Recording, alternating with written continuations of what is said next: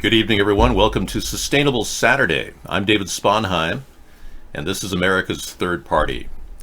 We are here every single day, except for Sunday, to do a show because we believe that this effort to create a third party is absolutely necessary. There's no reason why these power elitists would have the ability to control our politics in America when we have the precept of a representative democracy. But if no one really is seeking new representation and you continue to vote two parties, Democrat or Republican, you're never going to get representation because they're already bought. The two-party system is like rotten meat. You got one rotten pork on one side with the Republicans and a rotten beef on the other side with the Democrats. And when you get a taste of rotten meat, it contaminates you. When people join the parties, they too get contaminated. They get sucked in, they either conform or they get spit out. And that's how the Democrats, Republicans continue their reign of corruption.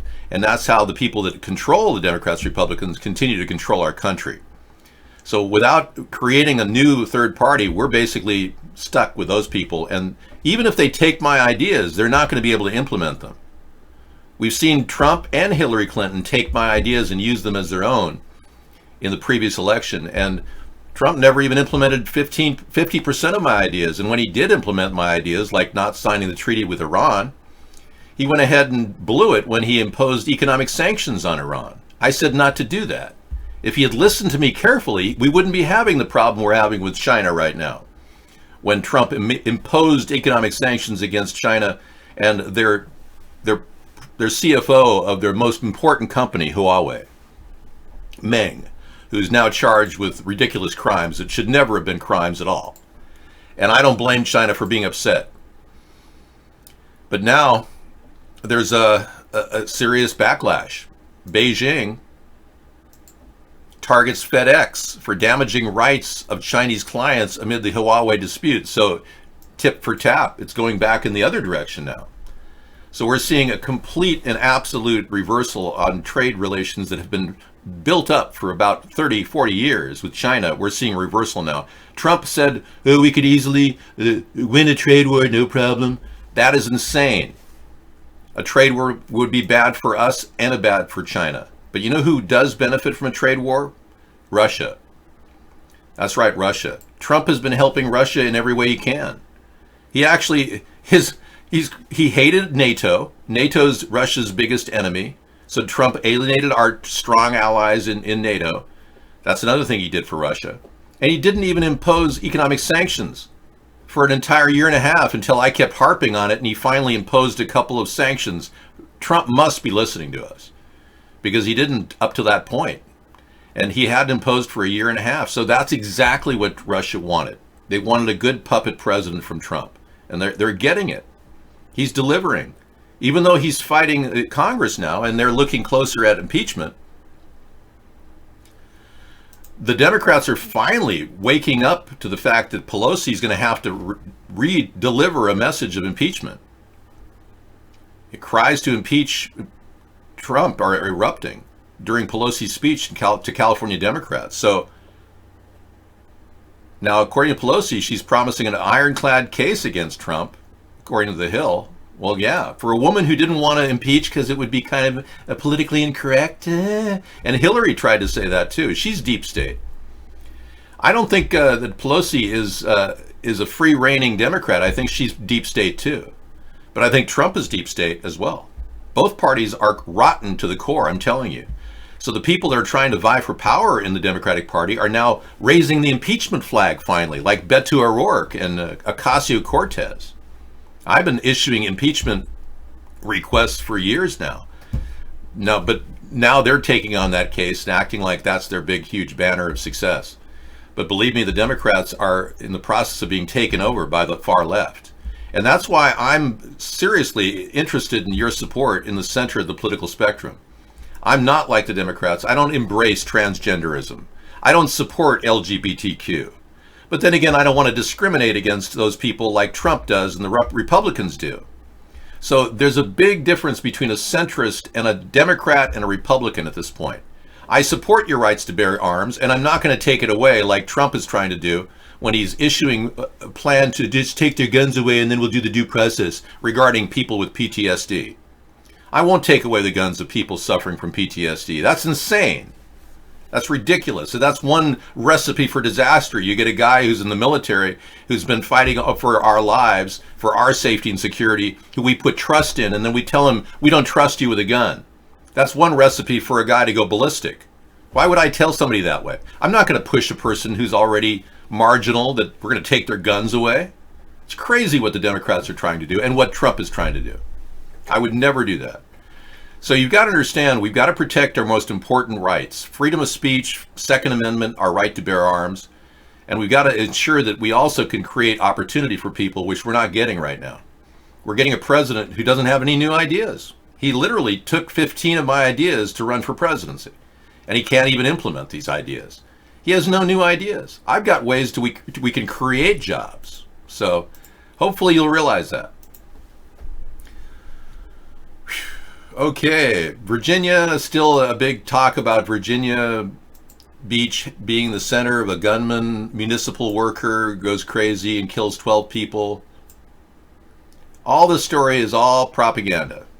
We've looked at the photographs of every single scene we've seen. One came in recently showing a chopper footage of the area. It looks like it's totally staged. Nobody's moving around. Everyone's very slow. They have one stretcher carrying nobody to an ambulance. It's unbelievable. WAVY Chapter 10 captured some interesting scenes. First responders roll out an empty gurney to the Nightingale evacuation helicopter as it quietly sits on the ground. It was like a mortuary scene, but there were no bodies. Everyone was very slow. There was no activity. And again, no one's seen any actual photographs of somebody who's actually been hurt except for this guy, who obviously had fake blood sprayed on his entire lapel. Look at this. All right, so they're going to show a photo here in a second, and it's just laughable. This guy... Eddie Parker, as I said, I warn you, we have a investigation where they're with... God, dude, like, why are you taking a picture of me when I have all this blood all over me? Yeah, so that's the only picture we saw of anyone with blood. That's it. At this point, Virginia Beach doesn't have enough evidence to convey to me that we have an actual event that happened. Yeah, and like all these different cases, there's no photographs of dead bodies. There's no forensic follow-up by the coroner's office. Remember the Mandalay Bay shooting where allegedly all these people died? All right, I'm glad I've been able to help. This is fruit enzyme spray. I made a new batch today. See it? Yeah, I'm glad it's famous in Italy. I'm not monetizing any of this, so you can go ahead and make your own fruit enzyme spray. The telltale sign of a false flag is the shooter dies. In this case, the shooter dies. The other sign is no evidence of any dead bodies being carted out. Nothing. So we have a classic false flag event here. Well, Dr. Meow, I come from an era when news was news. When we saw dead bodies on screen and the TV set, a thing called the Vietnam War was going on. And it got all of us to wake up to the dangers of war, which led to the end of the Vietnam War with the help of John Lennon. And without John Lennon, we would still be in the Vietnam War right now. Gerald Ford and Nixon would never have arranged to get our troops out. No, we would still be in the Vietnam War, I guarantee. We would still be in the Iraq War. We're still in the Iraq War. Because now everything's sanitized, the American people aren't even aware of the dangers of war. But I grew up in an era when we saw real dead bodies of our brothers and fathers coming back. And it's sad to think that Trump was a draft dodger during that time period. He got a podiatrist to sign off on his feet having bone spurs. The family of the podiatrist, who's now deceased, who wrote those orders saying that Donald Trump was a victim of bone spurs, which, by the way, he never had an operation on. So theoretically, he'd still be in pain right now. That doctor actually had almost free rent. It was a running story, and his children, 2 daughters, would testify to that their father got free rent from Fred Trump. Fred Trump is Donald Trump's father. He gave the podiatrist free rent so that his son would get a free ticket out of the Vietnam War. And now you've got a president who's threatening to start a war anywhere he wants, even in Iran. And he acts like he's Mr. Tough Guy, and he was a draft dodger. Can you believe this? I mean, I'm in a state of shock that you Trump supporters are still supporting this guy when he wants to take your young men, your brothers, your family members, and send them off in a ground war against Iran, which is lunacy. So I hope you understand that we're an anti-war dedicated show here, and we're not going to sit around endorsing Trump's insane behavior with Iran.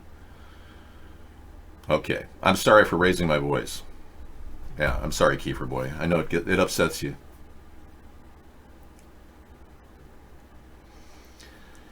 Actually, Tom, we're not trying to make light of conspiracy theories or false flag events. We're trying not to denigrate people who do believe those things here. Yeah. I know. So don't support Trump at this point. He's taking us down a very dark road. And come on into the centrist party that I have created for all of us and retained a position regardless of all the attacks and censorship. Yeah, it looked like the guy had fake blood splashed on him, for real. I mean... And why is this cop touching him? Yeah, why is the cop touching him? It's like touching the blood. I mean, it's like, what is this, like a bromance out there in the middle of Virginia? Virginia Beach shooting? You know, Virginia Beach has something to talk about, believe it or not. And it's not some event that has no proof of anything. Virginia Beach is the capital of pedophilia in Virginia. And nobody seems to know that. When you look at Washington, D.C. and the number of pedophiles arrested, it's a very small number. But when you look at the number of missing kids across the country, Virginia Beach is one of the most missing kids in the entire country. I'm serious. And a lot of poor people live in Virginia Beach. So the people are losing their children to pedophiles, who the kid's gone forever. I'm not kidding. This is real. And we're not even addressing that issue at a national level. Trump isn't even opening up a discussion of pedogate or the links his friend Jeffrey Epstein has to child pornography and child pedophilia. All of that. Then we need to expose the allegations at the very least. Even our labor secretary was involved in that case, and he's getting a pass. Nobody's talking about him anymore. There's a couple court cases pending, but nobody's looking at what he did. He violated ethics when he gave Jeffrey Epstein only 1 year of jail sentence, which was like a light jail duty. It was almost like outpatient treatment for raping and child molesting and child prostituting 50 children, girls. It's just unbelievable. Our own labor secretary got away with that. Anyway, no, don't get a 4K TV for 70. Definitely. Yeah, if you're getting a 4K TV for $70 more than the HD 720, go for it. Yeah. Just don't spend $2,000 or $3,000 on a ULED TV, curved screen. I mean, really. If you can get something 4K, it's well worth the money, especially if you're going to get a Blu-ray disc that'll play 4K. DVDs can sometimes play 1080p. I mean, that's what DVD is at. So you need the 1080p just to play a DVD. I would highly recommend it. And that won't even maximize your potential. If you've got HDTV in your area on rabbit ears, which is unusual, you might have that. Digital HDTV is available in some cities. Then you'd get a really good picture. Yeah. Yeah, no problem. Just don't waste a lot of money in the $1,000 or more range on a TV set. DVDs are $480. Really? Are you serious? Well, then you got to get Blu-ray then for your... I know you keep saying it's not placenta spray, it's fruit enzyme spray. No placenta is in this. And who has their placenta anyways?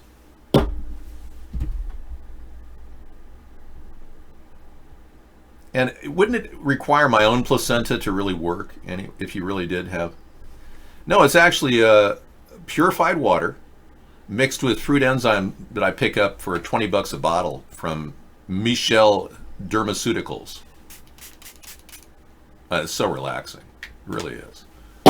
It's like a day spa in the show. I wouldn't even be able to do the show if I didn't have it. No, don't put human flesh on your body. No, it's just sick, this whole obsession you have with placenta. The only reason I get a good result is because this has got coenzymes in it. Placenta doesn't have that.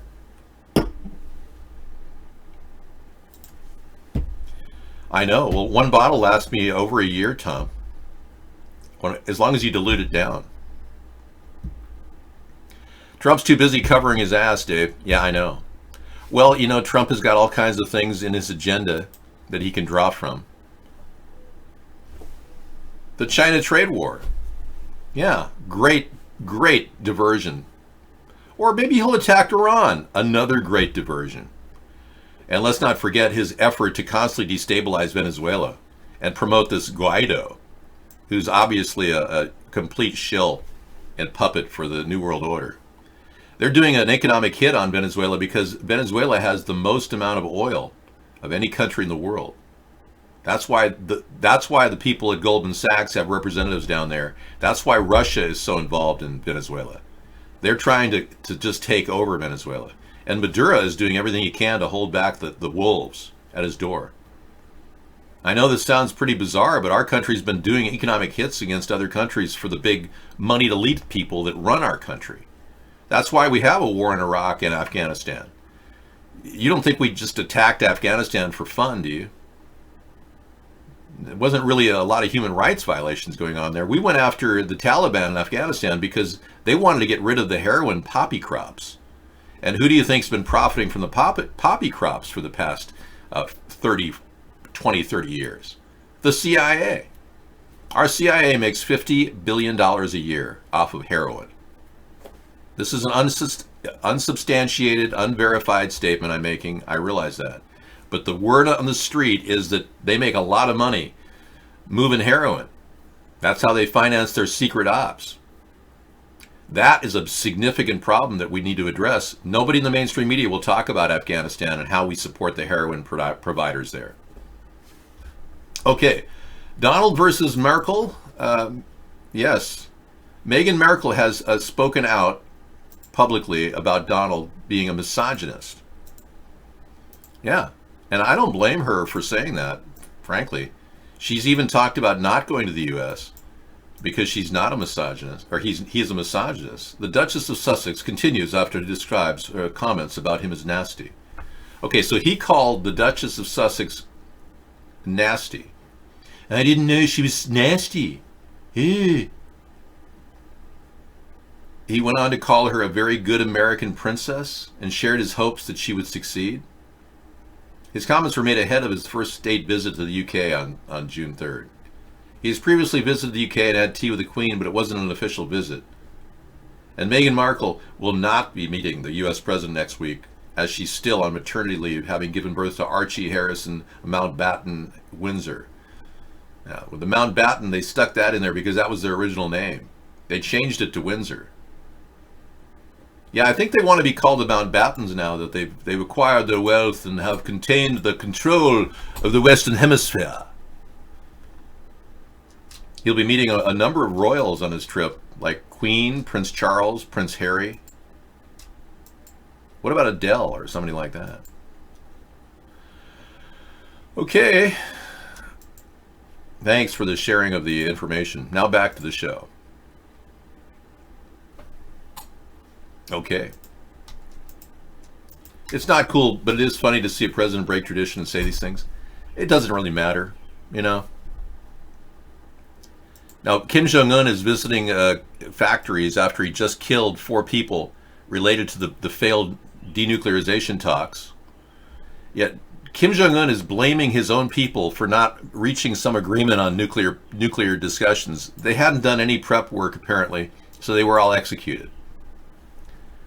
The factories have innocuous names, but analysts say several ostensibly civilian facilities visited by North Korean leader Kim Jong-un recently are used to build ballistic missile launchers and other weapons.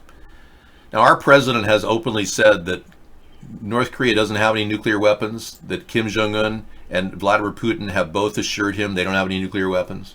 Our own president is saying that now. You really think I'm really broken St. Obamas and this is me wearing whiteface? You think I'm an African American? Really?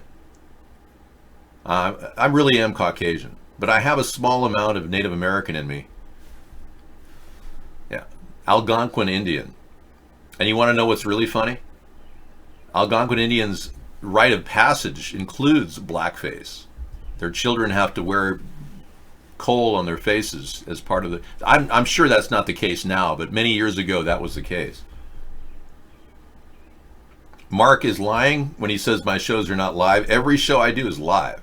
I dedicate a lot of time to being live, so tell Mark he's full of you-know-what.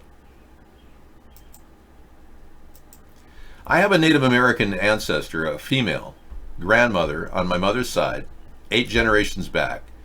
And my mother had carried the recessive gene, or no, excuse me, dominant gene of no hair on her legs or arms or under her arms.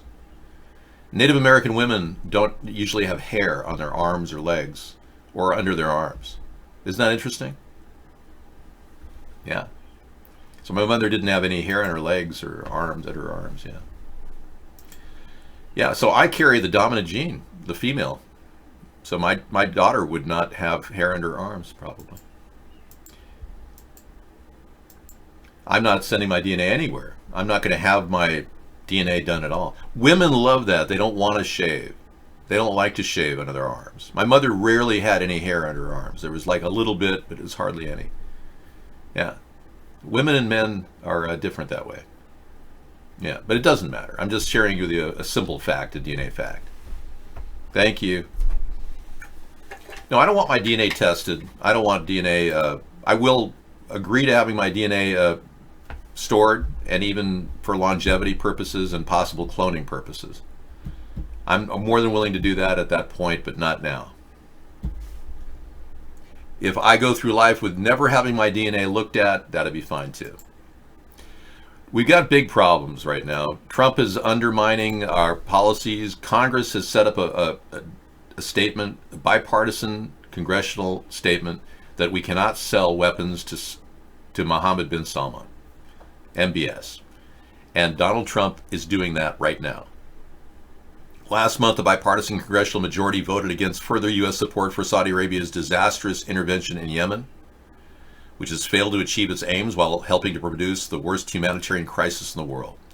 President Trump vetoed the resolution, and now he's doubled down on offering unqualified support to the Saudi regime and its allies.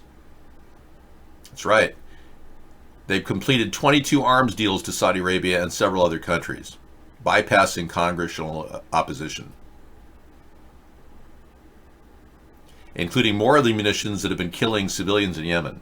And the weird part about this is some of these weapons may be nuclear. We don't know. Some of them may be nuclear. Yeah. We had a person come into our show who claimed to be Jamal Khashoggi recently. Yeah. Kind of freaky to see a guy named Jamal Khashoggi come in the show, you know. It's like, wow, really? I thought he died. Well, apparently there's no evidence that Jamal Khashoggi actually died. The suitcase with the body parts in it never showed DNA match to Jamal Khashoggi. So here he came in the show, and I'll copy what he wrote.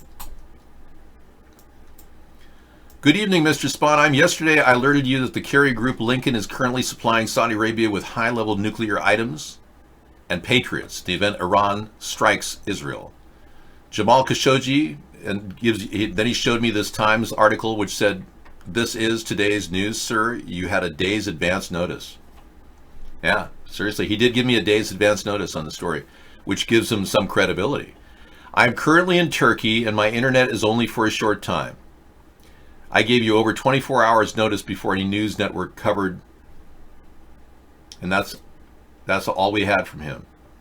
And that's the last we've heard from him. But he said other things to me about Saudi Arabia on previous occasions, which I've recorded. How do we know that's not him? I don't know. And like I said, Jamal Khashoggi's body never turned up with DNA proof. A little bit strange, don't you think? Yeah. Hey, we've got a great site if you want to check out what's happening. We've got the Cool Rock online community, which is fun and free.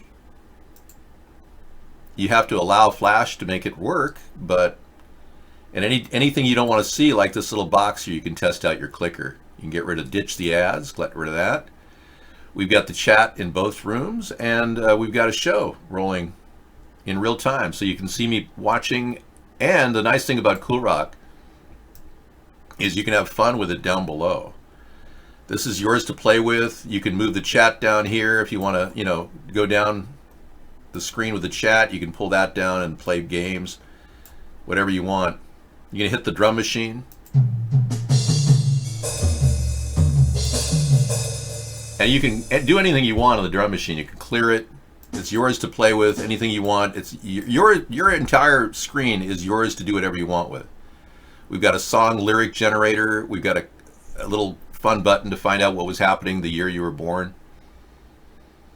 And this is cool. This is an interactive thing you can play with a computer. AI will return, after you put things in it, it'll return its response. Watch this.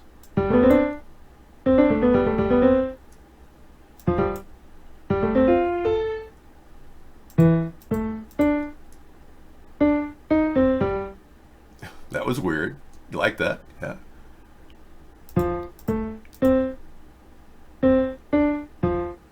So you can do the same things and get different responses too, depending on how fast you hit them. Hello, Winchell. Nice to see you're in. Haven't seen you in a while. Maybe you were in the other day. I don't know. I may have missed you. Down here is a harp.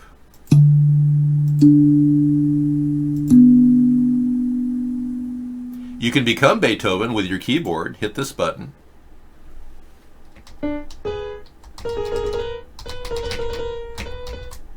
Have fun with that. That's a keyboard operated one. You can play with your keyboard. Down below, let's see. Let me show you Mr. Doob. Let me drop that off there.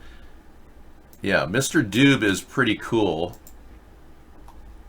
Mr. Doob has a site that is just amazing. These are all virtual reality sets that you can have fun in 3 dimensions. You can even travel in the clouds with the heaven thing here, or go to this one right here in the middle where you type in the water. Click here to draw waves. Yeah.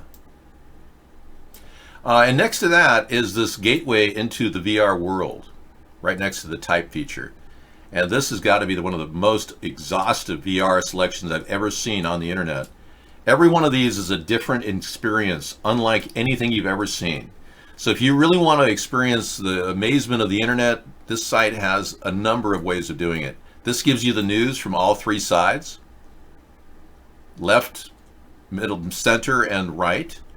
And down below, if you want to find out about America, this is a cool site, America's Story from America's Library. Colorado, called the Centennial State because it became the 38th state with the U.S. when the U.S. turned 100 in 1876. Did not know that. Okay, so and the best part about this site really is when you hit refresh, up at the top, it'll pop right back to normal, and it goes right back to what it was before you started moving things around. And this is built on a flexible format so that you can control everything on the page. This is a brilliant concept that was developed by Steve Rapiti, who developed Scraplet. And it's never been utilized out there on the internet. It's one of the coolest things I've ever seen. Anyway, going to this site will get you to an amazing portal to the internet, WebOasis. And WebOasis will take you all over the internet. Every one of these icons takes you to a different type of internet service, from broadcast networks, SoundCloud, Spotify, all the way down to Pluto.tv. It takes you everywhere. I mean, everything will get you there. And then the side note over here takes you to other things like stocks, weather, arcade. You take this sidebar over here and go to the arcade, and you can play pinball, my favorite game.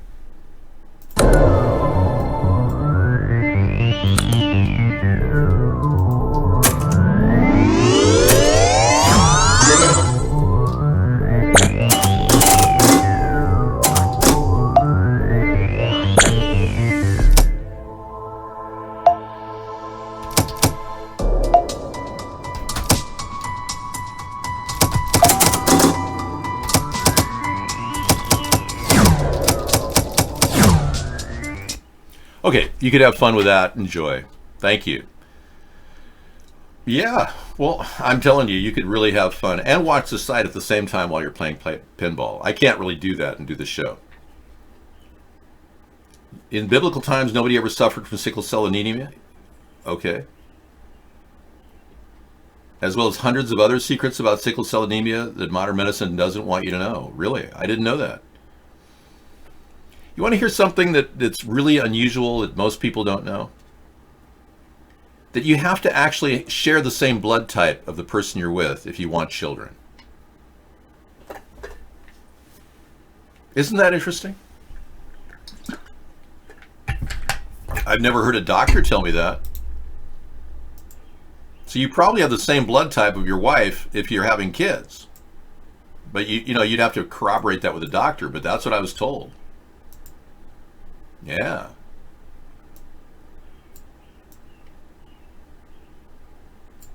Yeah, there's a big chance that you might have a conflict. Maybe you're looking to have kids, and you haven't had kids.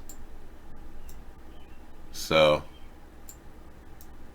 you're wondering why you haven't had kids. Maybe that's it. I don't know.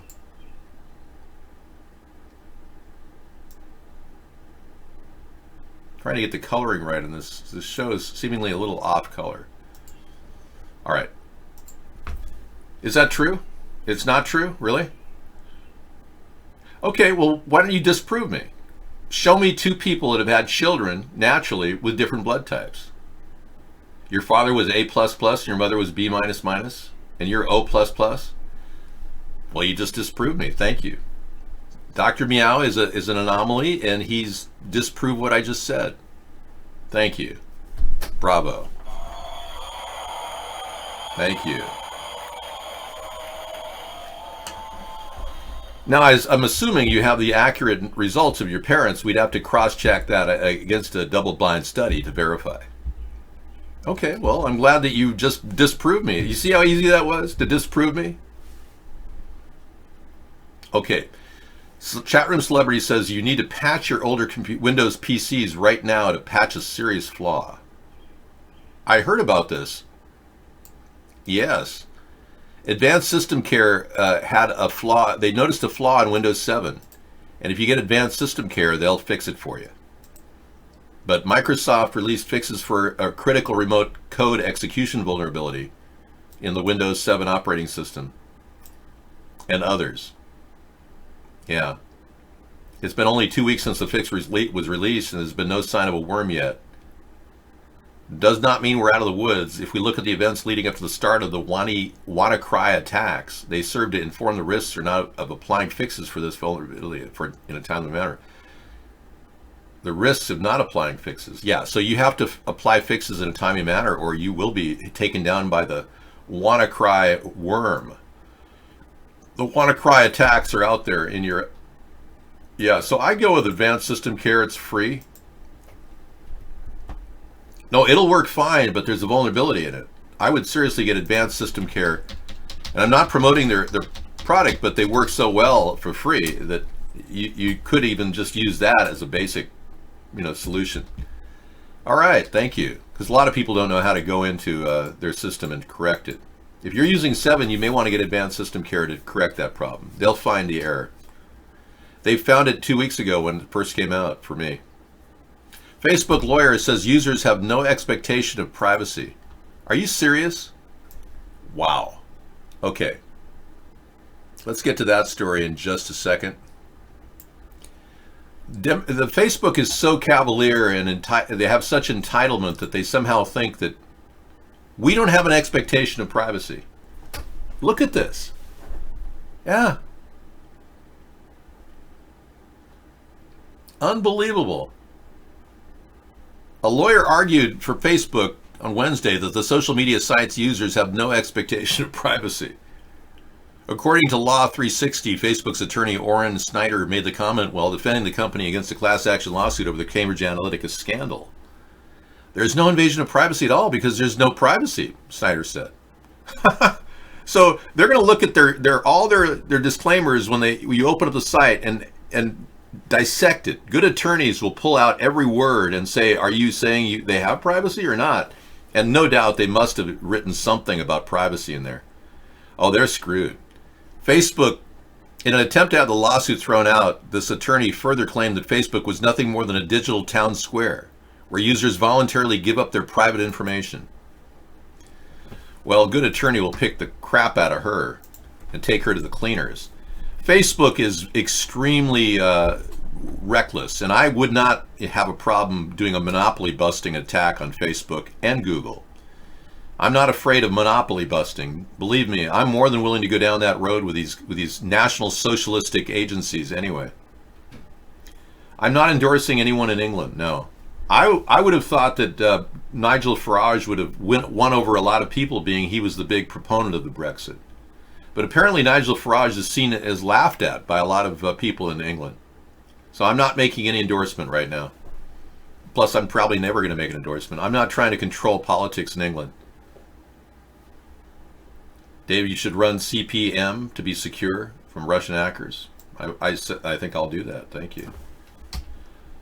All of our systems are vulnerable. There was talk recently that any chip set in your Intel computer past 2008 has a mini computer in a small segment of the chipset that can act independent of your computer. Wow. I'm running a lot of port locks that I don't go through certain ports when I do the show, which are vulnerable. And one of the ways we're able to identify whether somebody's hacking our show is we can identify and isolate only the IPs that will allow through our port. And there are programs that do that. They screen everything that's going on in your computer so you know that nobody else can access it. All right, so Sarah's here. She's going to give me a little break. If you ever want to go get music, you can just grab that and play to that music there. Okay, good to know. Yeah. So we have Laredo, Texas is now the #1 U.S. trade hub, but it's bracing for the effects of Trump's Mexico tariffs. Now, Trump is now saying he's going to impose a 5% tariff on Mexico, which will get up to 25% in 6 months if they don't stop the illegal alien flow, which is ridiculous. How in the world can Obrador stop the illegal alien flow? I mean, it's absurd. So Trump is using trade barriers to try to get something we can't even attain. It will affect a lot of things, and who knows? You can talk about it in a little bit. Okay, thanks. Okay, let me bring that up on the screen and take over the screen area. Yes, take over. There it is. Hello, Winchell. Hi, Daryl. Tom. Ace Spade. McLean. Scissor Fight. Hello. Hugs to Scissor Fight. All right, we're going to put that over there, and I'll get rid of this one. Okay, thank you, Sarah. I'll be back.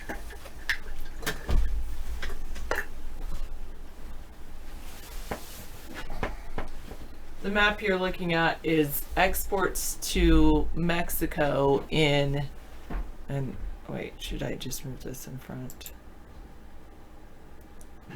In millions of dollars. This is 2017. So 97, almost 98 million in Texas, 27 million in California, 9 million in Illinois, 7.5 million in Arizona. That's exports. Imports from Mexico, 89 million in millions of dollars, 89 million in, no, wait, these are millions of dollars, so that's billion. These are, Texas is over all the dark blue is over $5 billion each state exports, and then these are the states that imports, and each dark blue imports over $5 billion worth of goods. Yes, here I will give you the link to this so you can check out the information yourself. because I am a very strong believer in trust but verify. Yeah, Scissor Fight just gave us a link about Daily Dot that Facebook lawyer says that Facebook users should have no expectation of privacy, and claims that being on Facebook is like being in a town square.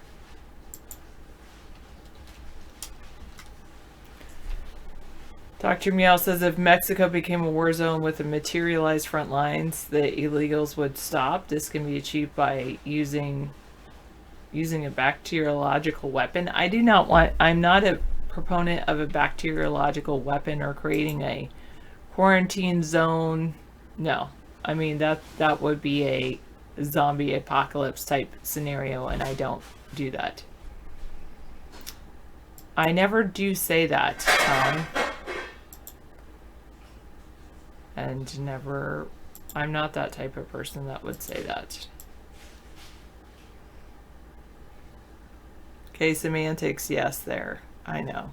I used a little bit of semantic judo, whatever.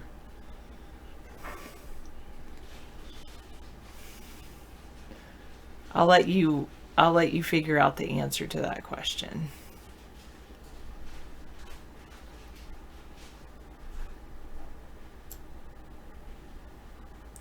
Well, the thing is that for me, the reason I wouldn't want bacteriological one is because I feel like it could definitely spread.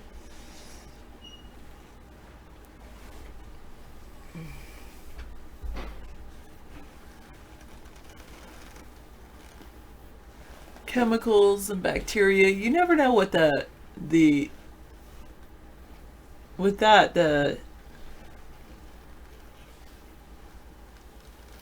blowback from that, you know, you could definitely get a lot of people ill that you don't intend to.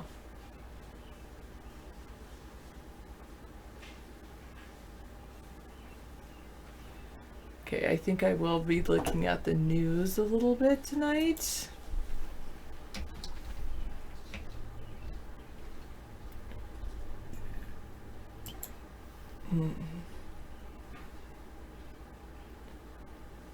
Thanks. Alright, so they're definitely talking about the 12 dead in the Virginia Beach shooting that happened on Friday at a government building in Virginia.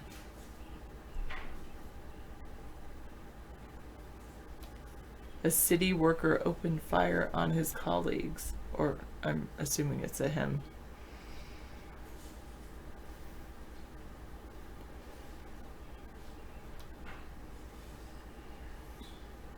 Calls for Trump's impeachment are growing. I have joined that group that would like to impeach Trump.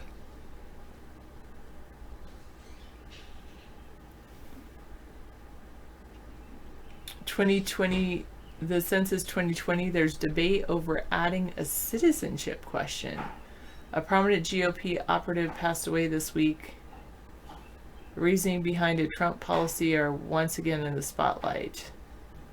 The debate is whether to add a citizenship question to this 2020 census.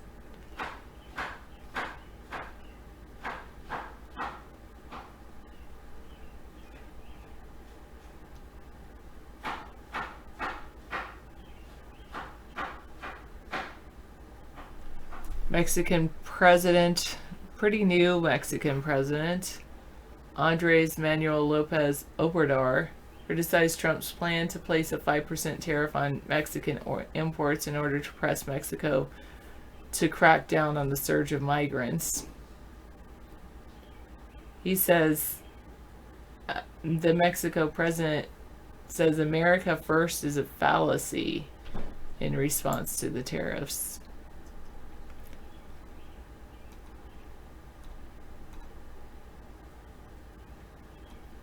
Says you can't solve social issues with coercive measures.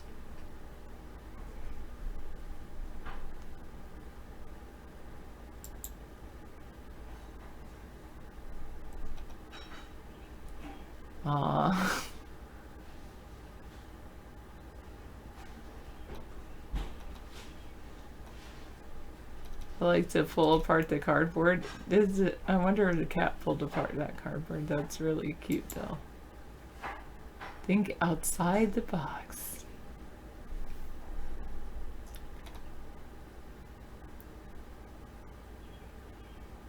So he's going to put this 5% tariff in effect June 10th to pressure Mexico to crack down on the surge of Central American migrants trying to cross the U.S. border.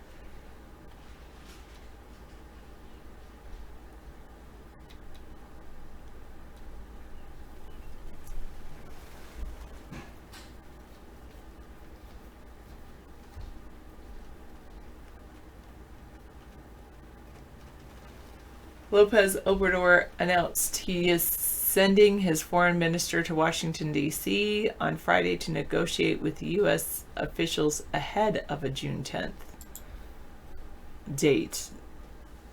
Oh, it's hemp box, not cardboard. The cats don't. You're funny. So, Mexico's president tells Donald Trump, America first is a fallacy. He says he wants to avoid a confrontation with the United States.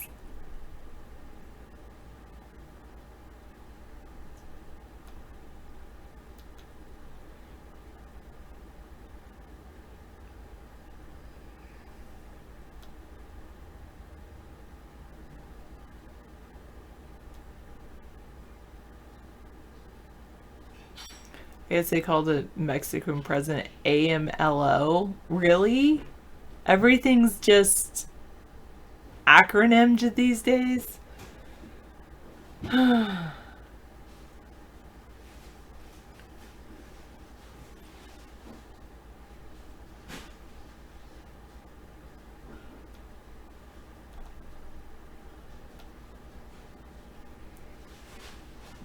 Trump did not cite the letter specifically. He defended his proposal Friday morning in Friday morning tweets.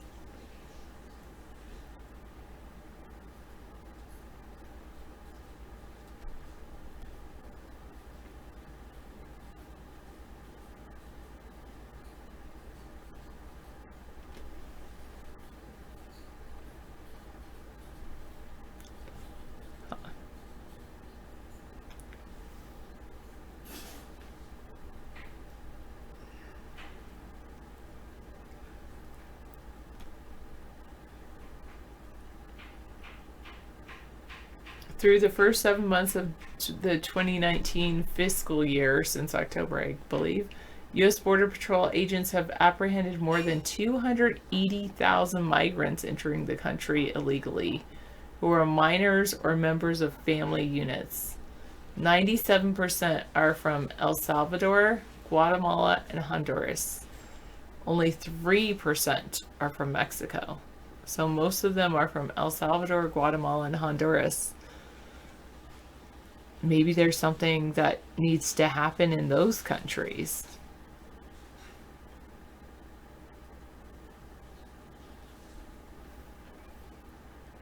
More gardens in those countries, more food for the people, more jobs down there.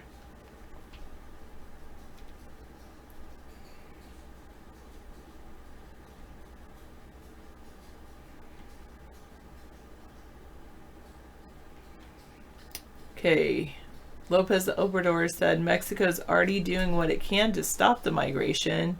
And he added the social problems are not solved with duties or coercive measures.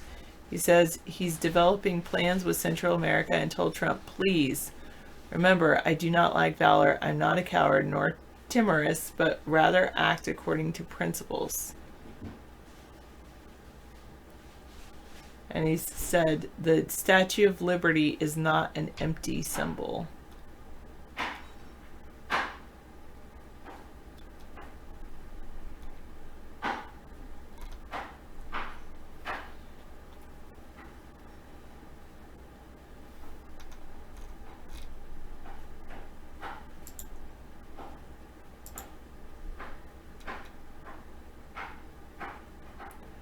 New Hampshire abolishes the death penalty, overriding the governor's veto in a bipartisan effort. Wow.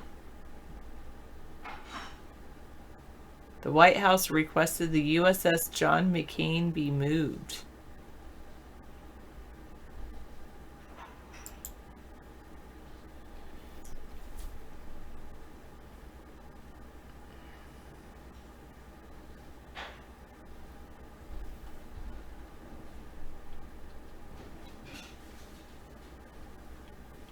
They asked the Navy to move out of sight the USS John McCain during Trump's visit to Japan, a request that Trump says happened without his knowledge.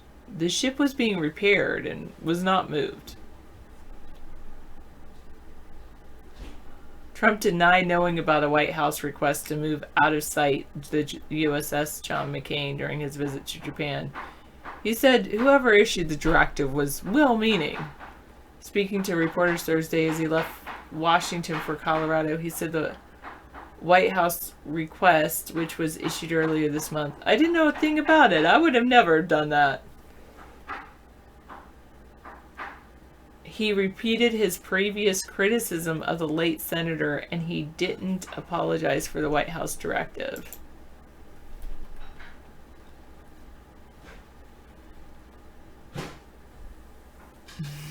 A kitchen robot, the chopping thing for chopping onions and peppers and things would make less noise. Aren't those knives? Don't those knives make less noise? I don't know if David's using those.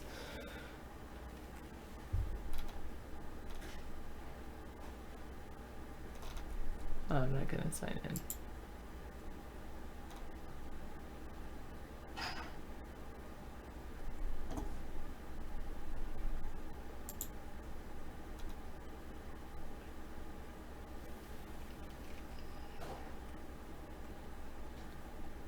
Oh, this is good. When talking to conservatives, liberals may want to avoid these terms.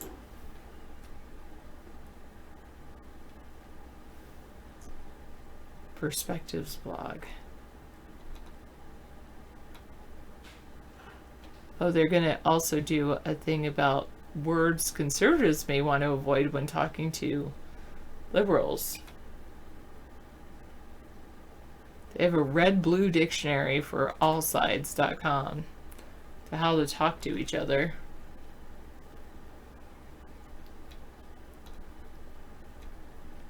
When liberals say living wage, Occupy Wall Street, unions, workers' rights, conservatives hear socialism.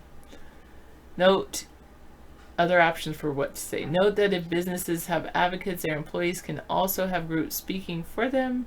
Possibly talk about full-time workers, working families, those who are hard-working, having enough for their children, food, and rent. When liberals say equal rights, conservatives here, equal rights are already legislated. Try expressing a belief in equal justice under the law, equality of opportunity, the Bill of Rights, the idea that all U.S. citizens deserve the same rights. When liberals say Second Amendment, conservatives here blaming guns and potentially wanting to limit well-meaning, responsible Americans' access to guns.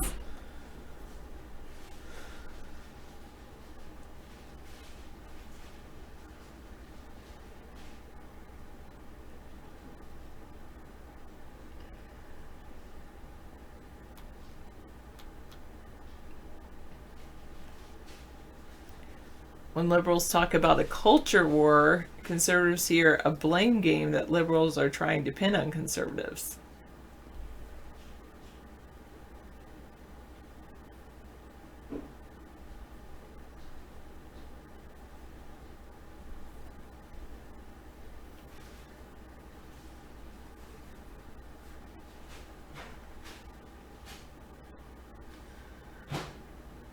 You like all animals, you like dogs better. I like most animals, not all. I really like cats.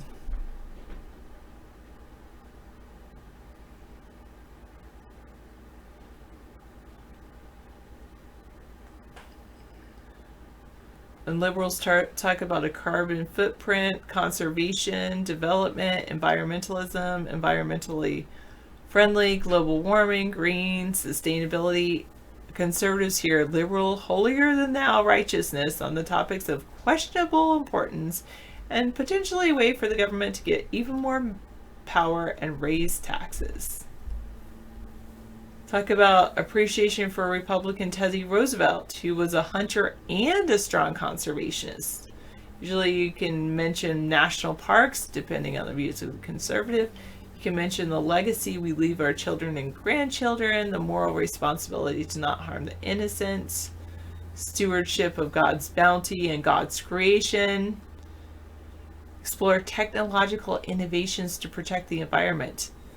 I just saw this really cool thing today about a technological innovation, where it was like this robot that was watering a plant. I think it was in Australia. I thought that was really good. How many Sarahs can you get in the USA? One. Actually, there's many people called Sarah. There's only one of me, though.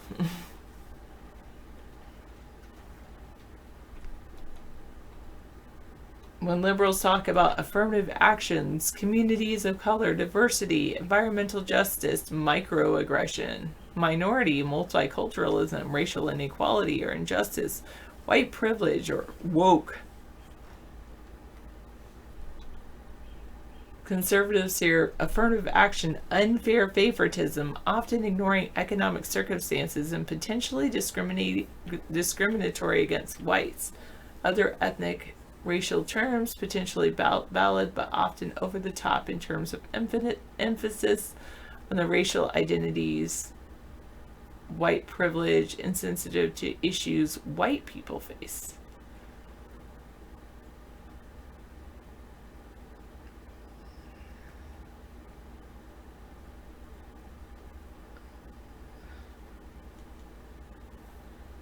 Talk about instead the importance of treating each other well, discussing the need for hope among communities, among all communities. And acknowledge struggling communities of all kinds, if you want to talk together. I can't even say white now, but the background on this page is a white background. Oh, they have set up a GoFundMe. Parents are trying to make $150,000 off the shooting in Virginia Beach, where their daughter survived and spent less than an hour in the hospital.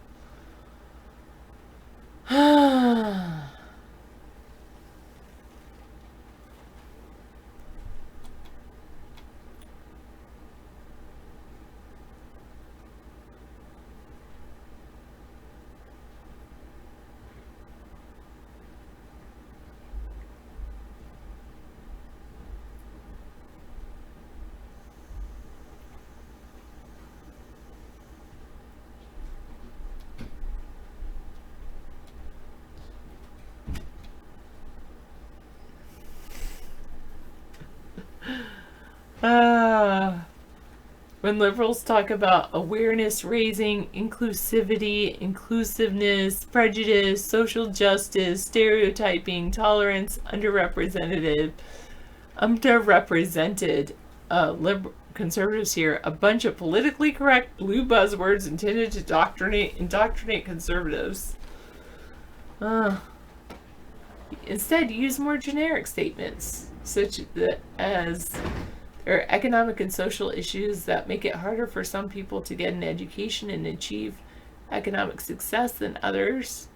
Talk about removing barriers to economic opportunity for all. Discuss the need to change hearts and minds, not simply change laws. Express importance of being hospitable to others. I already do. Thank you. Low Rum Bubba. If liberals talk about downtrodden and marginalized people, conservatives think they're too quick to absolve the individual of any role in their situation, that the individual should be responsible for their own situation. At times, using words like poor can simply explain the situation instead of downtrodden and marginalized, rather than assume that people are in a bad situation because others have acted upon them. Yeah, downtrodden seems like somebody tread on them, whereas and marginalized too seems like somebody did something to them, whereas poor, it's circumstances, but it's not necessarily like that somebody did that to them.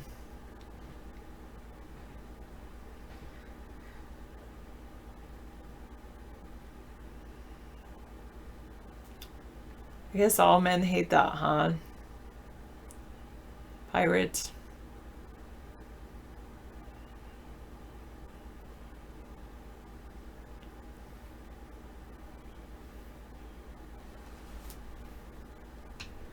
If liberals talk about police brutality, then conservatives just hear that they have a lack of respect for police officers or an overly narrow view of the role of police officers.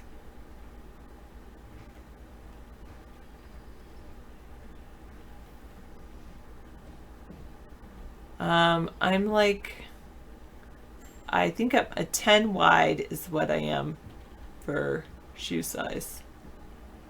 Pretty sure.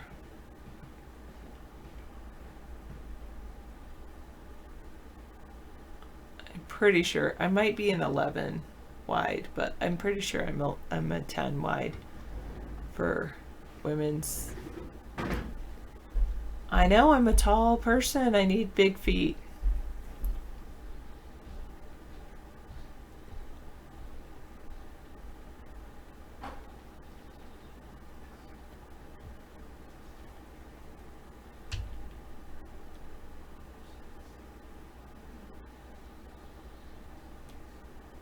Religion and faith can help people facing difficult times. There are good-hearted evangelical leaders. The good done by religious people and institutions. There's much good done by them, like educational institutions. They care for the poor and elderly. I can wear heels, but I prefer not to. I'm already tall enough. I don't need to wear heels. There are also a lot of good ethical foundations started by religious organizations.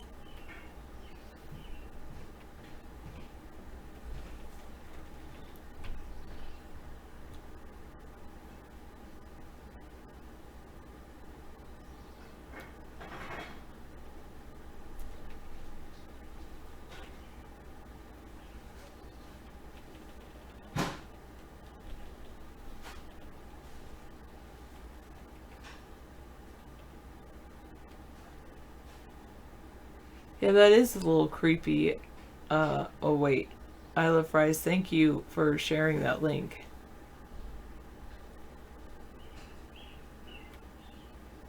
Conservatives wear new boots, liberals wear recycled rubber sole shoes. I heard that the rubber though can disintegrate, whereas leather does not. Leather lasts forever. Leather soles. I haven't had leather soles though. You can like whatever you want to like.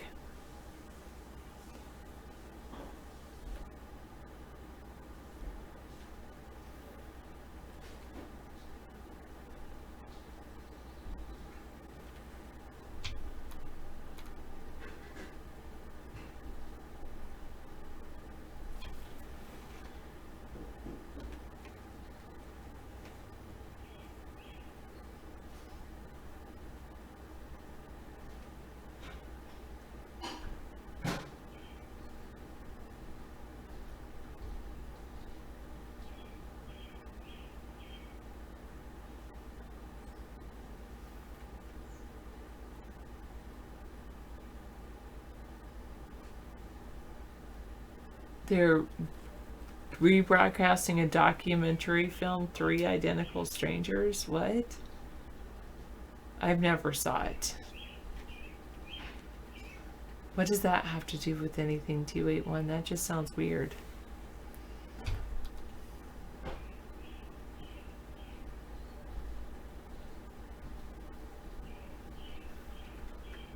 It's on now. I don't have CNN, so.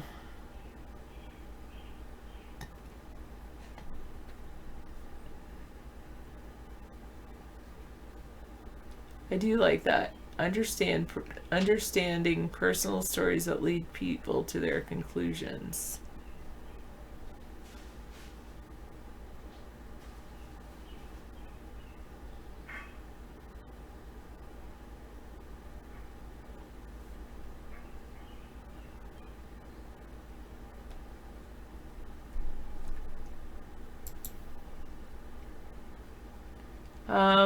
Guests seem to be able still to speak sometimes at iVlog. I think they might have to put in an email address or something. I'm not sure.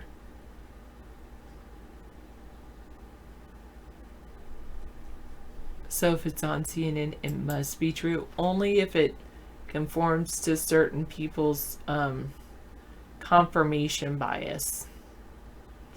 If it's on CNN and it conforms to certain people's confirmation bias, or what's the other word I like to use? Self-sealing premise, then it must be true.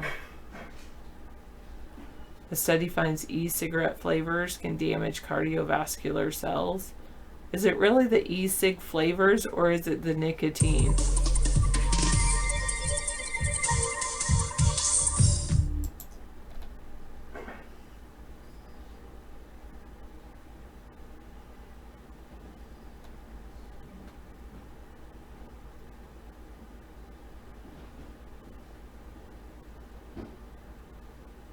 Oh, some are observed in the absence of nicotine. Wow, that's interesting.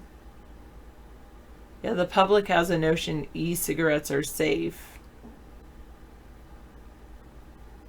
This belief stems not just from the presence of fewer cancer-causing chemicals than combustible cigarettes, but also from the fact that many vaping products are sold in sweet or fruity flavors that may appear harmless. And so a lot of kids pick up e-cigarette smoking.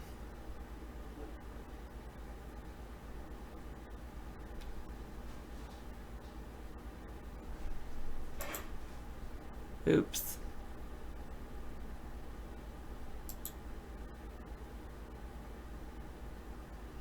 Thank you for saying hi to David.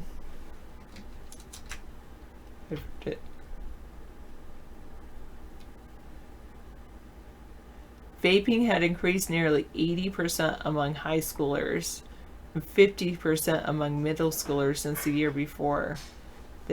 Experts worry that devices could put kids' developing brains at risk, getting them hooked on nicotine early in life, and it could be a gateway to smoking, cigarettes, and then other drugs as well. All right, well, that's pretty interesting. Thanks for sharing that CNN story.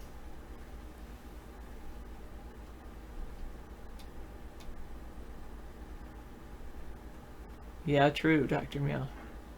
Have I been outside today? Yeah, I went outside for a little bit. I didn't really do any gardening or anything, but I did go outside.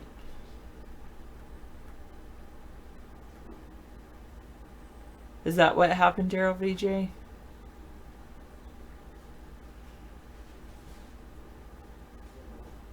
Oh, thank you. I eat bugs. Was that a compliment for me? David as well. I'm sorry you haven't seen him yet. Don't worry, you'll see him soon. What do you mean by ERB?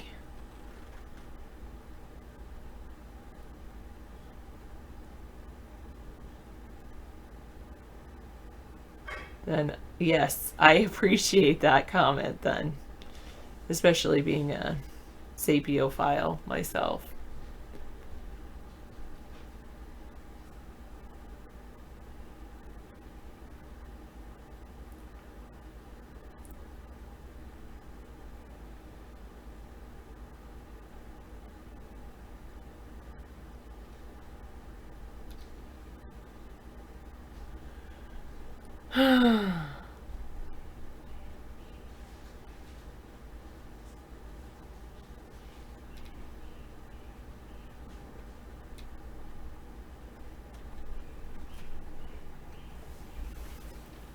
Devin Nunez makes a serious request after glaring discrepancies found in Mueller source documents.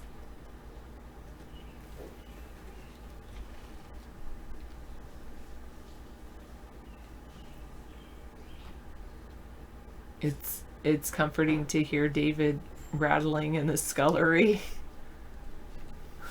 The scullery.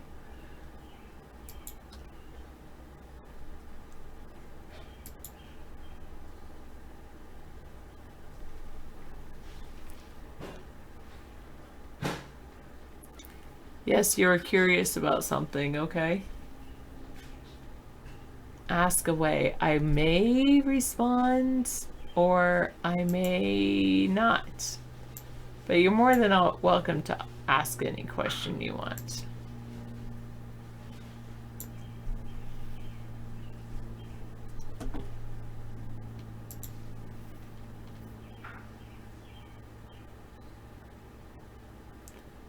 Travel and seeing the world was at the top of millennials' lists of aspirations. Slightly fewer than half said they wanted to own a home. They said they were more attracted to making a positive impact in their communities or society at large than in having children and starting families. Okay. Massage, 960. Touch, 10 minutes of touch a day is very important. David and I, we don't really have a lot of time for romantic dinners because of the way our schedule works out, because David's often on this wonderful show and during that time where that would be good for romantic dinners.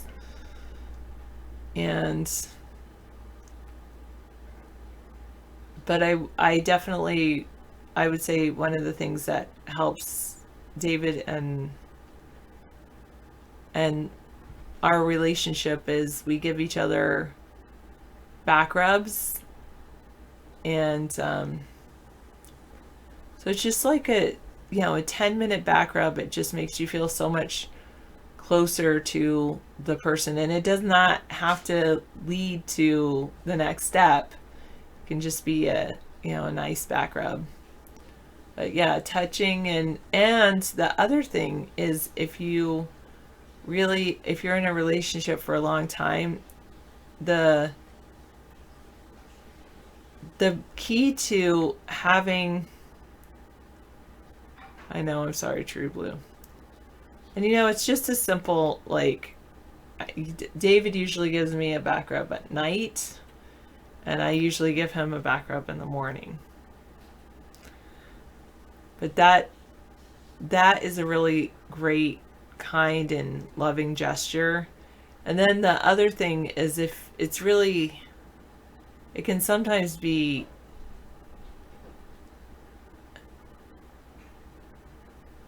I would say, think of compliments and things that you love about your spouse or your wife, and you fell in love with her for a reason, and writing little notes about, it doesn't have to be a romantic dinner. It can be just a simple note to say, hey, I really appreciate all the things you've done.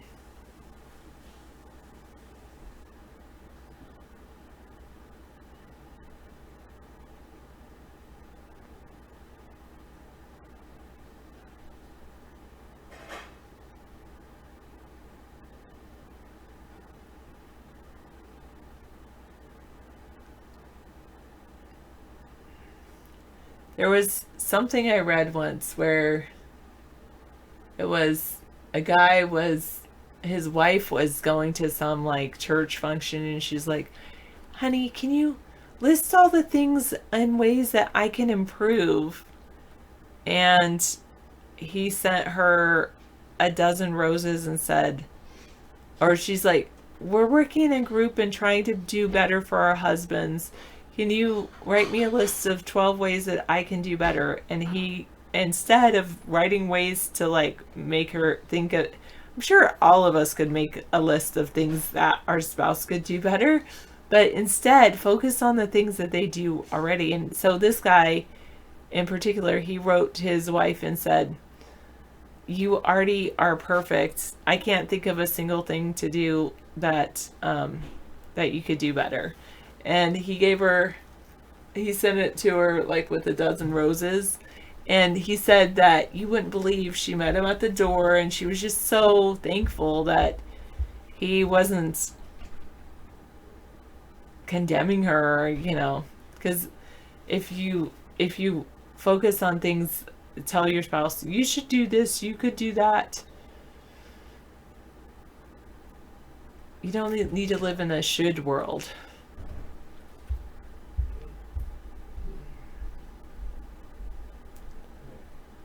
Instead, every day, if you can think of one thing that she does well every day, that's great.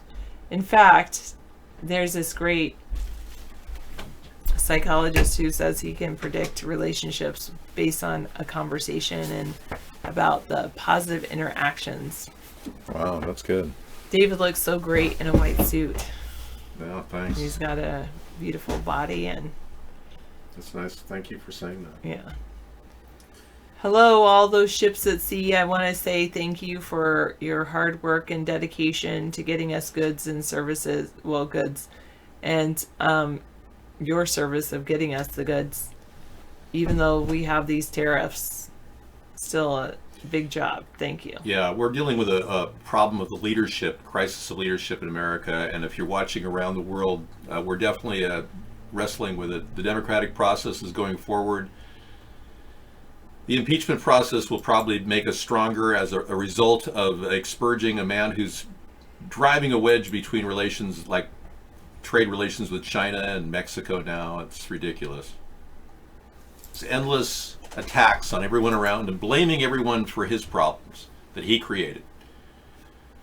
Nothing good about tariffs. There's been no economic upturn from tariffs. Ask any economists around the world, except, of course, the one that's working for Trump. He believes in tariffs. All right.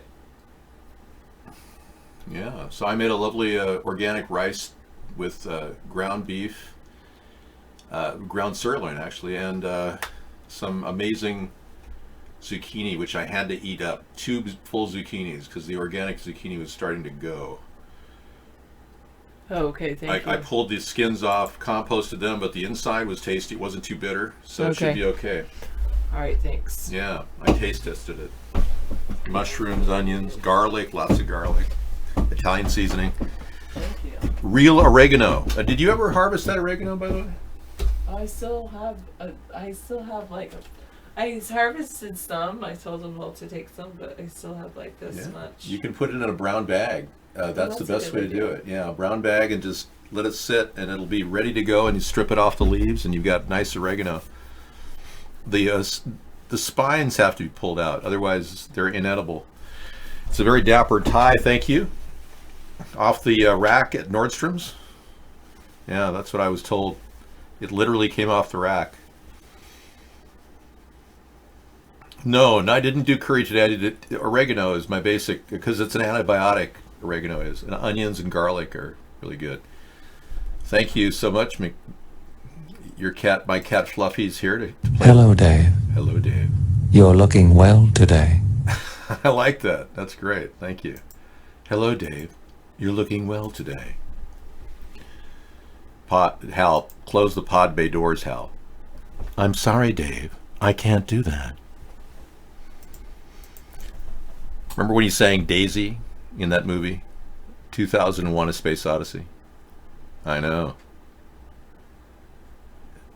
Daisy, Daisy. And then his computer was shutting down and it kept slowly saying Daisy, Daisy. Bring back my...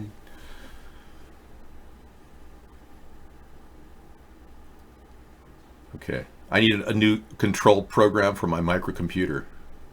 Thanks.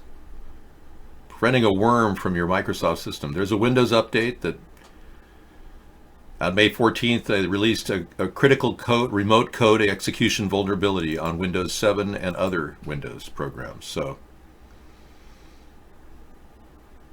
you may want to look into that. Here's the link from blogs.technet to make sure you're safe over there at iBlog, and I'm going to bounce the link back just so you guys can be aware of it.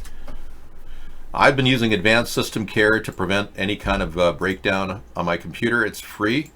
You can buy the advanced version, which is expensive, but you can certainly do that.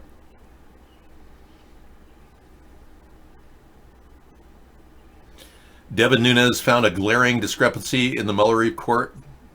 Okay.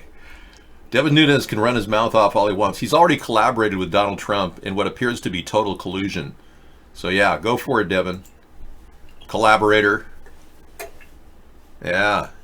And Buttigieg is he's got lots of money. A lot of homosexuals are throwing money at Buttigieg. Yeah.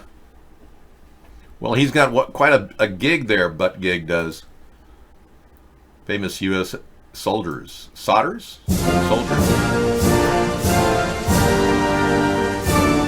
I'm sorry, I only can play 8 seconds of that, or it's monetized by the original monetization system developed by YouTube. Yeah, apparently I can't do any patriotic things, otherwise they monetize me. I know. 80 stars who served in the U.S. military. Oh, wow, that'll be good. Audie Murphy. Yeah, there we are. Great. Get a look at the people of our military that we're proud of. This would have been good for Memorial Day, but I'll take it. Thank you, my cat Fluffy. Okay. You know hookers? Pirate Salty Dog says hookers. You're talking about your hookers. Okay. See, this is our chat we have in our show. And we have another chat on the side, which is iBlog, which runs separately. And apparently you have to be in here from an actual email account just to get into our chat now. So we're going to try to come up with a guest access chat ability. You can also come in with a camera in our ProCam area. But again, you need Flash to activate iBlog, and you need to be an actual email address in order to get in there. So these are now no longer the free open guest chat rooms we had many years ago. They're trying to crimp down on access, but we're going to try to open it up again. Don't worry. We're working on ways of doing that. There's some old IRC scripts that are fully available for implementation. I used to do IRC when I was, gosh, it was like 1993, 94, 95. And then I had PIRC, Perch. Perch has a program that's actually pretty good. I could probably make that work. We're going to see how difficult it is to get guest chat in here, though, for people. Because apparently there's a big block. They're trying to censor access to the internet. Hey, and people on Facebook who are cops have been caught in the act of writing on Facebook about what they would want to do. BuzzFeed News has the story brought to you by Injustice Watch. One guy said, should have shot him, regarding a man who had, a would-be robber backed out of a liquor store after the clerk pulled a gun on him. And the guy who posted this was a cop. And the cop said, should have shot him. Another commentator replied, I would have pulled the trigger, it said. Turns out these were all law enforcement officers in their off-duty time making outlandish statements about police violence. So we're aware of that. It's kind of good we have that. Why is your hair longer than yesterday? Well, it all depends on the loft. If I have a lot of loft and body in my hair, it looks longer. If I tighten it up and wet it down, it looks shorter. It's a kind of an optical illusion. Okay. Well, we can't really host our own video because that takes up a huge amount of bandwidth, but we can probably host our own chat. I don't see why we couldn't. Well, the reason is we need to have our own chat system, even if we have to pay for it, because that's the one area that we really need is vital for access around the globe, and we're not getting that. No, this is not. No, this is my real hair. You can't do that with a hairpiece. Your head would lift off. I use the Fruity spray every hour or two, just to freshen up. improves your skin tone, prevents wrinkling. You know, these kinds of things matter if you're going to live to be at least 200 years old, which I'd like to do. I'm trying to live a sustainable life so I can reach that age-old time period, 200. I showed you my uncle, who I never met, by the way, Fred Hale Sr., the oldest living human being in the North American continent. I think that includes South America too, and all of the Americas. So Fred Hale Sr.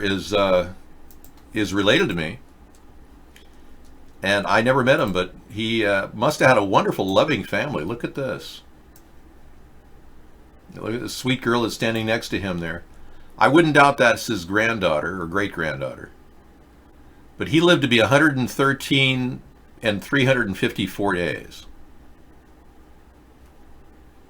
And he would have lived to be 114 if he had lived 2 more days. But gosh, she looks familiar.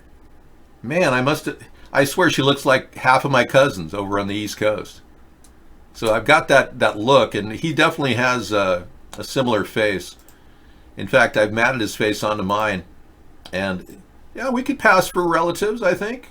You know. I think, and the fact that he lived to be 113 plus, you can see that, you know.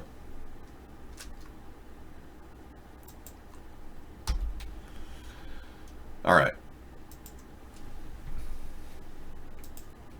Some people say that, I know, some people say I look like a racer head tonight. I said that. I don't know. I'm trying to figure that out. Something about the archiving effect of the Boolean algebra that I'm using on this particular CGI. It's expanding out in a 3-dimensional plane. I'm trying to arrest it, but my main processes are not functioning. Have no fear, I will go into default mode. Hi, I'm David Sponheim. Running for president as usual. I know. The number of viewers at Vaughn, we've had huge numbers for years, and that's why it was actually toggled down from 700 million people have seen us at Vaughn. Mark won't acknowledge more than 1 million, but we know for a fact that he's blocked 700 million actual people visiting our room. That's just a low number, because the number of viewers around the world extends well into the billions. And iVlog, I think, they somehow made a deal with iVlog to shut us down. And we noticed about 4 weeks ago when iVlog started taking email requirements to get an account, no different than a username, that there was a definite, there's a definite reason why our numbers are being suppressed. So somebody got to iVlog and told them to shut down. Well, yeah, we're looking at, 1/5 of the population has seen our show. We know that, of the world population. 2 billion people have. What kind of a piece of crap are you? You're not allowed in here. Wow. See, we got nothing but naysayers and probably paid trolls over at iVlog. I wouldn't doubt they're stacking trolls in the show just to be like naysayers. I know, and Mark's telling people that my shows are not live, which is ridiculous. We put so much energy into this show every day that we'd have a hard time maintaining that flow. No, I'm going to say 2 billion overall, but not every cast. Sometimes we have a mere 750 million people watching us on UHF. I have more viewers than anyone in the world. Yeah, I'm beyond CNN and Fox. The fact is they're all poor, and they're all looking to me with hope. And I realize that, and I bear that burden. And it means a lot to me that they watch us. I'm one of those people that really cares about the world. Yeah, I was born, I'm one of the first indigo children. And I was born with all kinds of unique qualities that make me unusual. Here, I'll post the thing that I post in here all the time. At the core of America's third party is an enlightened soul.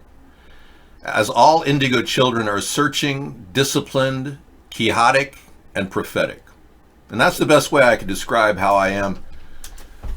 all of those things apply to me, and because I'm a person who has too much concern really for the planet to do mundane activities like work at Walmart saying, "Hi, welcome to Walmart, welcome." So instead of doing mundane activities like that, I actually live the good life on next to nothing. And I'm just fortunate enough to be born in America to do that. I used to be a Culver City person. I lived in Venice though in my van for a couple of years. Yeah. No, it's not egotistical at all. No, what it is just me telling the truth. The viewers around the world that watch us actually enjoy the show and enjoy the fact that they can get little bits and pieces of the internet, which I'm not really giving them right now, but it's what they need. Like Beijing targeting FedEx for damaging rights of Chinese clients amid the Huawei dispute and how that's spinning out of control. Yes, Rum, I use really good quality septic safe toilet paper. Could you come up with a better question than that? I lived in a van for 2 years, when I was young, to experience what poverty was like. You see, I never really was born poor, and I wanted to experience that feeling. I was born into a middle-class family in America, which now would be considered low middle class, considering America is kind of declining. But in any event, I really do believe that you have to find a humble start, and that's what I did. At about 18 years old, I decided just to go live in a van and see what it's like. And I built my whole life around 2 years on the beach in California. It was fun. I really enjoyed living by myself in the van and having wild experiences, which I'll never forget. No, I never went shopping on Rodeo. I walked around it, but I didn't have the kind of money to shop at Rodeo Drive. Well, I ate organic food. I would shop at the health food store, and I get my little cook stove out and my little kettle, porcelain kettle, or enamel kettle, which I still have, which is safe to cook in. And I would make rice and beans, and I was a vegetarian for about 5 years. Of that 2 years, I was a vegetarian, and a lot of that time I would just make it on the road. Well, I had to work. What I did was I worked really hard when I was young. I had like 3 jobs. And I lived in my van and saved all my money. And then, with the gold market and everything and happening, a lot of people were able to buy gold at under $350 an ounce and then turned it around. But I didn't do that. I bought other things as investments, but there's a way of actually living very humbly and saving your money and not worrying about too much financially. And if you do that, you can be sustainable. We don't have a sustainable plan right now for most of you. And I would love to be able to offer these insights and wisdom to your life here in America. Many of you are living way beyond your means, and you're about $600 away from being on the street. If you lose your job, you're screwed. And you were living in Downey, really? Pitoro? Interesting. I drove through Downey on my way. Yeah, that was one of my runs. One of my jobs was delivering T-shirts to the rock and roll stars. And I would actually fold the shirts and bag them. I did the whole thing, helped the printing process and managed the printing process. So that was a fairly good job. You're at 40,000 in debt with 32% APR. That's not good. You could probably manage to get a couple credit cards. If you manage to find another couple credit cards that have a transfer rate, you could move that into a lower APR, I'm pretty sure, at least introductory APR. Yeah, you could probably do that right away. But don't acquire more debt on those cards. Don't keep spending. I don't know what the current APR rates are, because like I said, I got out of debt when I was, 21 years old. From 18 to 20, I made enough money to survive, but I also went into a little debt. And I got involved with a woman who cost a lot of money. And I learned not to date women like that after that. But I went overdraft on my credit cards when I was 18, and I managed to pay them off right away. Once they called me and said, "Hey, we can't extend your credit. You're already overdraft." So I immediately got on it. I paid them $600 at a shot every couple weeks, and boom, out of debt. Then from then on, it was just conserving and getting her out of my life, and it was great.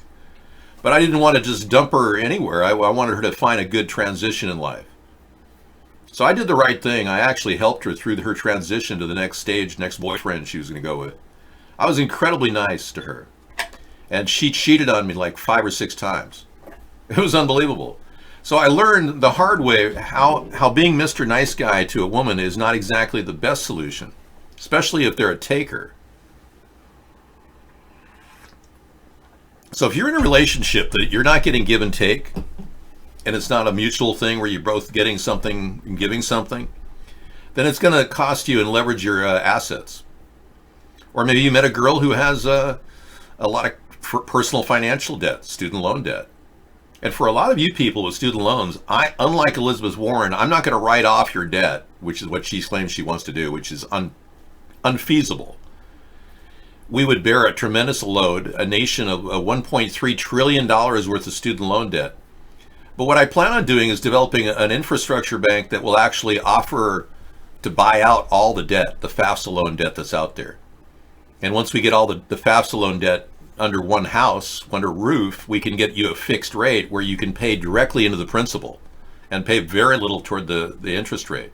Right now you're paying into your student loan debts with mostly interest, and there's a huge payment at the end. It's just ridiculous the way they've structured these loans. So doing an infrastructure bank really should solve that problem. Good night, everyone.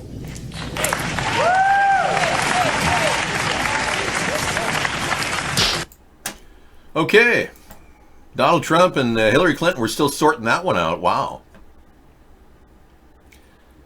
Well, I don't think you're living beyond your means, no. But you have a mortgage payment, then I gave her a lot of chances, yeah. Mortgage payment is debt, but it's also an investment, and I think you're making a wise investment if you're paying otherwise you'd be paying rent, which is going into an empty hole, somebody's pocket, and the landlord goes down and plays money at the casino and hits the $20 button on your rent money. I've seen these landlords. I go to these casinos and I see them sitting there hitting the $20 button.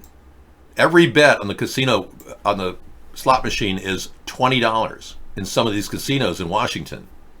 Can you imagine that? $20 every time they hit the button. And you could just tell they're landlords. They own like 40 complexes or something. They just have all these people paying rent in. And they're just sitting there playing, on the casino because it's fun with all the money they have off of your hard sweat and labor. So yeah, if you can own a house, that'd be great. Where you live, it costs more to rent than buy a house. There you go. Yeah, there's some of those opportunities. Good point. Well, we have a homestead renewal plan, which we think could help the country get a house. Here it is. The solar rooftop revolution is part of the deal. We're going to create about 1 million jobs for Americans right off the top. We want to get people working in fixing up houses and also renovating them, making them look better like this one. This would be a completely revamped house with a solar rooftop. And fresh carpeting, Berber carpeting, industrial but a dark color, so it's very, very durable. Walls that may have been re-sheetrocked with new insulation, and we'll be trying to integrate hempsulate. Hempsulate insulation could be mold-proof and prevent problems in the future if you have like a flood. Yeah, there's a possibility we could give you mold-proof insulation, which all you'd have to do is air out your house and poke a few holes in the walls, and you'd be able to, air out the entire house after a flood, which down in the south would be an ideal way. And the rooftops will be slated for about 40-year rooftops. So you're investing in a house by working in the homestead renewal plan. Every day you work, we give you a point toward toward paying a down payment on the house. And then the monthly payments will be as low as $500 a month across the board. These houses won't sell for more than $50,000 outright, but if you pay 10 years into $500 a month, that's going to give us $60,000. So we'll benefit from giving you a rent to own option. So you could even start renting it for $500, and that money would go toward owning it. All kinds of flexibility there. And if you want to have that ownership 10 years down the line, you'll be able to pass it on to your family. We'll also have other rental options for people who just want to live in a house with a lease. Yeah, all kinds of ways to get people into homes, because right now we have about 18 million homes that are foreclosed or ready to sell or in serious disrepair. 18 million homes. That's huge. There's a huge number, but there's about 5 million people who are homeless right now. And there are a lot of people in transition who would love to own a house and don't want to rent anymore. Yeah, 50,000 is doable in many areas of the country, and I've been scoping out all the different areas on Zillow to find a decent house so you can have a sustainable life. And I can tell you there are really good values out there. And I can take you right there to Zillow and show you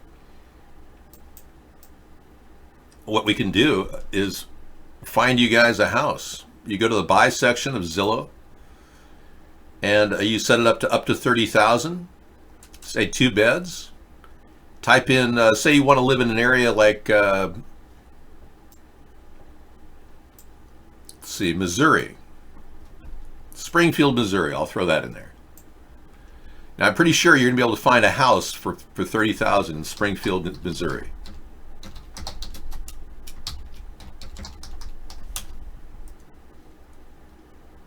$14 houses for sale. You go to the map, and there's houses as low as 30,000. This little look at this really cute house. 2-bedroom, 1 bath. I've never seen this house, but isn't that like a storybook life? Little bit of fix up. The roof looks decent. The siding looks decent. I mean, we could, as an American operation, the walls have been painted decent. I mean, you've got another layer of tile to put in there. Look at it's almost done. Got a couple tiles to put in there. Flooring, it looks like it needs a sanding, but you've got hardwood floor in there. A nice linoleum, just redo the tile or repaint the thing. You've got a decent, look, this is decent. Look at this. Of course, the bathroom needs some new paint. You're going to get that. There's some little bit of issue there with the electrical. Yeah, pretty nice. $29,900. And a new roof in May of 2009. I knew that roof looked good. 2019 is brand new. Complete tear off and replace all decking, vent caps, and 30-year shingles. Great solid home in an ideal location to several universities. Wow. Springfield, Missouri. And Missouri is now legalization land where you can grow, I think, up to 6 marijuana plants and not have to worry. I mean, I'm serious. It's a cute house for $29,900. You could flip it for $60,000 exactly, Pirate Salty Dog. That was a decent house. I'm going to keep my eyes on that one. Yeah. Sometimes you find a real gem out there.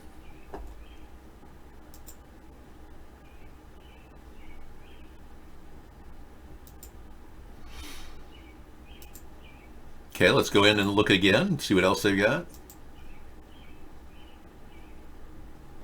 You can go down the side and just look at things like this.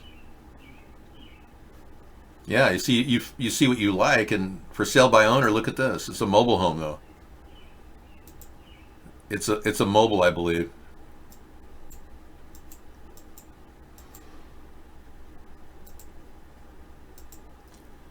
I'm telling you, there's a lot of places to live. These are not rundown areas. Look at this. This is Springfield, Missouri. It's a decent area. If you've ever been to Missouri, they have the best hay rides and ice cream socials. Okay, it's Tornado Alley, and this house is probably, you know, barely standing. Whatever. No, it's actually a nice place, but let's get real here. We're looking in the bargain basement area of the entire... Oh, this is a cutie. Oh, look at this. Oh my God, look at that. Isn't that cute? Wow. And notice all the cupboards are open and you got that curved bar. Man, that could be a little bit of a touch-up stain on the edge and not even a lot of white paint. Maybe do a solid color on the upper cabinets. That is special. Look at that little charmer. With a big yard too. Read my lips. No new taxes. And that has withstood a lot of tornadoes. It's still standing. There you go. Beautiful backyard. I love that one. $24,900. Got a little water tank in the back to feed the animals. Look at that. Your roof's going to be a little repair, but I mean, it's not that bad. Oh, there's some kids out there playing during the photo shoot. Well, let's be clear. Well, let's take a look at the street scene. Now, there you go. You can be on the street. Yeah, this is your street view. This is like Ma and Pa Kettle time, man. This is your life, dude. A nice, calm little street. Sure. That's not bad, man. You go down this way and you can see if you can find a... Let's see if we can get a market here. You love living there. You're already in love with the neighborhood. See, I'm helping the real estate market just by talking about this.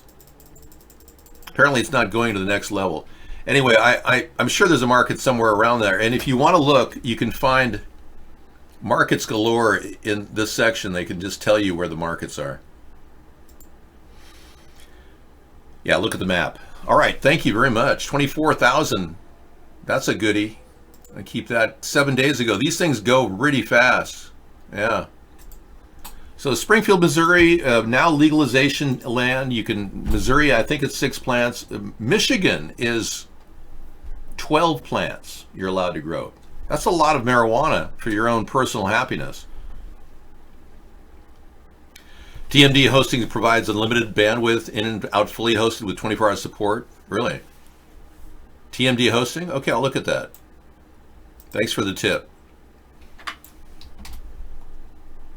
Yeah. I think about moving to a different state all the time. I live around jets, and it was never this bad when I first moved up here. I live around the jets that are being flown or just for testing purposes for preparation for war. I literally am in the corridor of war here. I'm at the kind of the center of war. It's loud. Yeah, it's 120 decibels outside, and we're looking at a roofing option now of a completely different material. We're going to try to deafen the sound by another 20 decibels or more. I've got the sound to about 45 decibels inside the house right now, but it's still pretty loud. When they're over 100 decibels outside, we can get it down to 40. It's not bad, but it's still pretty loud. And that's not just the ear noise and ear damage. That's fracturing my liver. All the people living here have fractured livers because of it. I don't know the damage that's going on. I really don't. They stepped up their military activity when Patty Murray authorized the sale of 50 planes to Boeing. Or Boeing's job was to make 50 planes.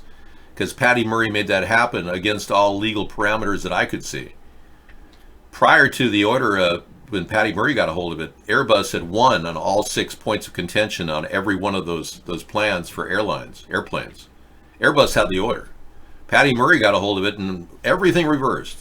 Boeing won on all 6 points on every single area. And I seriously don't believe that was legit. I think if somebody looked at her paperwork, they'd probably come up with some serious oversights. Yeah, excessive noise produces carcinogenic cells. Oh, I know. I'm worried about all of that, and I'm wanting to move from the area, but unfortunately, Sarah got a really good job in the area, and we're going to stick it out. We're going to see how this goes. So we are increasing our protection over our roof. That's going to be the big plan. Because I don't mind living inside if I can get the decibel levels down. I will. But it's definitely an issue that has popped up. I used to have 2 or 3 flights a week over our house. Now I'm getting 30 flights a day. I'm not kidding. 5 days a week. Luckily, we're not getting it on the weekend, and I thank them for that. They call that holistic, a holistic concern for the neighborhood. Luckily, I'm not getting that, but it's pretty bad. 30 a day, yeah. And I can't even go outside to work. I've got gardens, I've got beauty, nature, and they're just flying these jets over them all the time. And they're taking a lot of chances, Daryl. Yeah, they're sometimes flying in V patterns with jets as close as 10 feet away from each other. It's unbelievable. I saw an octagon pattern of 8 jets in an octagon flying over my house a year and a half ago in the summertime. It shocked us. I said, look at that, Sarah. It was actually a diamond pattern. It was unbelievable. So they do these tests of planes running so close that one little bit of pilot error and you're looking at a devastation to the ground of 50,000 people. I did stream on Twitch. I was completely banned from Twitch. That's part of the censorship. A guy named Capital Gain decided he didn't like our politics, and he shut us off. He IP banned me for no reason. I had over 7,000 hits in a couple months, and he completely shut me down off Twitch. IP banned me. He claimed that I was a homophobe when I've never been a homophobe in my life. I just don't like homosexuals walking up and going, "Oh, what a cute butt." I consider that offensive. Yeah.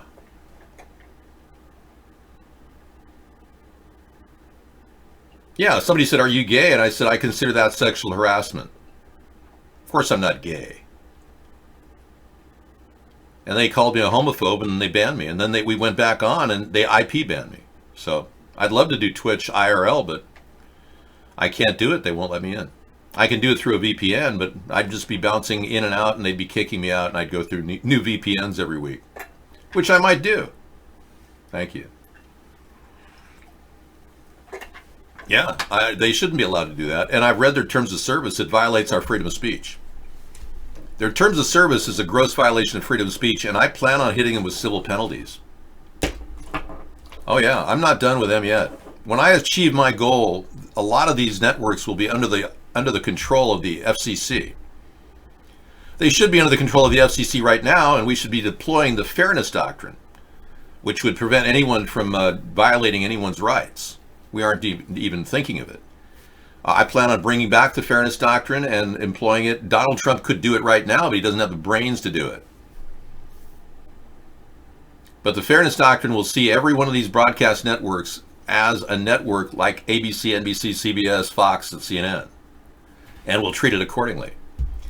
Similarly, we will ask all of those networks to offer a time at the evening shows from 1 to 5 a.m. I'll require them to open up their airwaves to people who do public submissions on the digital stream. So if they make donations, if you want to make a 5-minute donation, you could get on Fox at 4 in the morning for free. That's the payback. I mean, there's a trade-off. If they want to retain their license, they're going to have to offer something to the people. Because any access points that are shut down, like YouTube is shutting down people right now, need to be opened up. There will be a disclaimer for hate speech, but people will still engage in things. They will be screened. There's voice-to-text systems that will screen videos in advance. So we'll be able to look at those, interpret them, and see if there's any F words in there, and will be flagged and pushed aside. If you do your videos without F words and without hate speech like the N word, we'll let them in. And we'll be using monitors to make sure that there's no snuff or anything else that comes in our way, because that's really where the liabilities occur. Anyone sending real violent snuff movies through the air. But we need more access, more transparency, and more public support for politics in general, not just one particular party. What they're doing is they're trying to hone down and censor everybody so that they can never get anyone like with my caliber to contest what they're doing. Yes, and we're going to, if the military is not using the digital network, the analog network that was once used, channel 1 through 12, we'll be looking at that as well. But if the digital network for UHF is still available, I will certainly look at opening it up US-wide. Absolutely. It's yet one more layer of communication that needs to be open. Like around the world, people can see our show on UHF. They can't see it in America. Only certain areas do UHF broadcasts. Some places that are really remote, out in the middle of nowhere, like in Texas and up in Montana, still get UHF reception because they're near Canada and Mexico. All right, I don't think anyone wants to look for more houses for $30,000. I just showed you what you can find at a very low cost in Missouri, Springfield, Missouri. Probably a good bedroom community for the future. Yeah, anyway. Every state is now readapting their abortion laws, and that's a bad thing because it's on the heels of the Russians rigging the election in favor of Trump. Now, the Republicans are so greedy that they want to capitalize on this and push pro-life cases in front of the Supreme Court. Not only do the Republicans, after winning with the Russians' help, they actually want to push agendas of altering laws that would make it for women who get raped to force them to have a baby, like in Mississippi. The governor is currently imposing a law that says if a woman is raped in Mississippi, she has to have that baby. That is the most sick thought I could ever imagine for a woman who has to raise a child born of a rape. I can't even imagine that.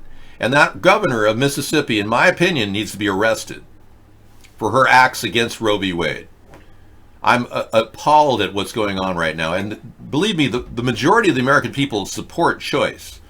But the pro-lifers are now using Russia's help in rigging the election to get a foot into the Supreme Court to control the laws that affect the rights of individuals like women, who men call, like Trump calls, like, oh, just grab them by the pussy. Eh. No respect for women at all. Trump has no respect for women. So now these pro-lifers who are completely irregardless of a woman's rights to her own choices are playing God and telling everybody what they're going to do with their body. Now, then you're going to see backroom abortion clinics in Mississippi. This is not good. So that governor needs to be arrested for violations against Roe v. Wade. She's out of line, completely out of line.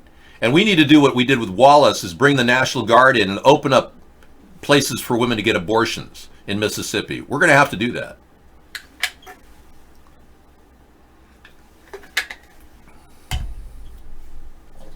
All because Russia rigged the election.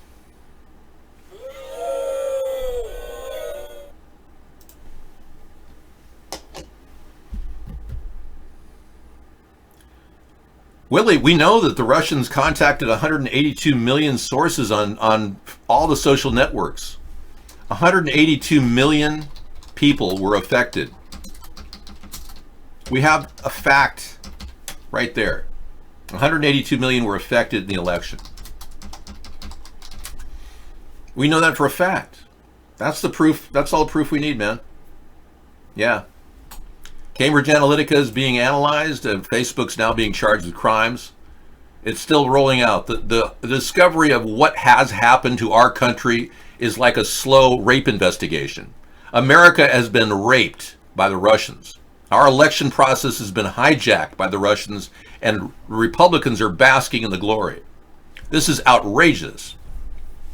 And you know why the Republicans are enjoying this? Because they're all so greedy. They love money. And the Republicans fell for the NRA's support, who loved money too. The Republicans were vulnerable to money coming from Russia through the NRA. Have you heard the NRA make a statement about this once? About Maria Butina, who is known to be working with the Russians, soliciting funds to get donations to Republicans like Donald Trump? That story's still out there. The NRA refuses to comment about it. They gave $30 million to Donald Trump. We don't know where that money came from. It could have come from the Russians. And again, lack of discovery on Mueller's part. He hasn't done his job. Mueller did a half-assed job with the 448-page report. It's pathetic. It's the work of an amateur. And Mueller's last parting statement in his 9-minute diatribe about how he cares so much, but he feels that Donald Trump, he couldn't give him a complete innocent. He didn't give him a complete innocent verdict, which is nice to know that at least he made that commitment. He couldn't say that Trump was innocent. Yeah, Mueller has done the unthinkable. He hasn't investigated Paul Manafort's second trial. He dropped it, which was going to lead us to the money laundering of the Russians. He dropped the dossier like a lead balloon. He didn't even talk about it, only a paragraph, a reference. There's all kinds of evidence in the dossier, and it's still relevant.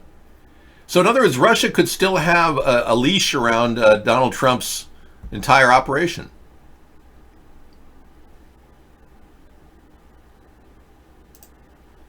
Now we're looking at Trump coming up with any diversion he can to stop the ongoing investigation, which ironically, Trump did the most stupid thing he could ever do. Is last week he said to Nancy Pelosi that he's not going to talk about the budget anymore at all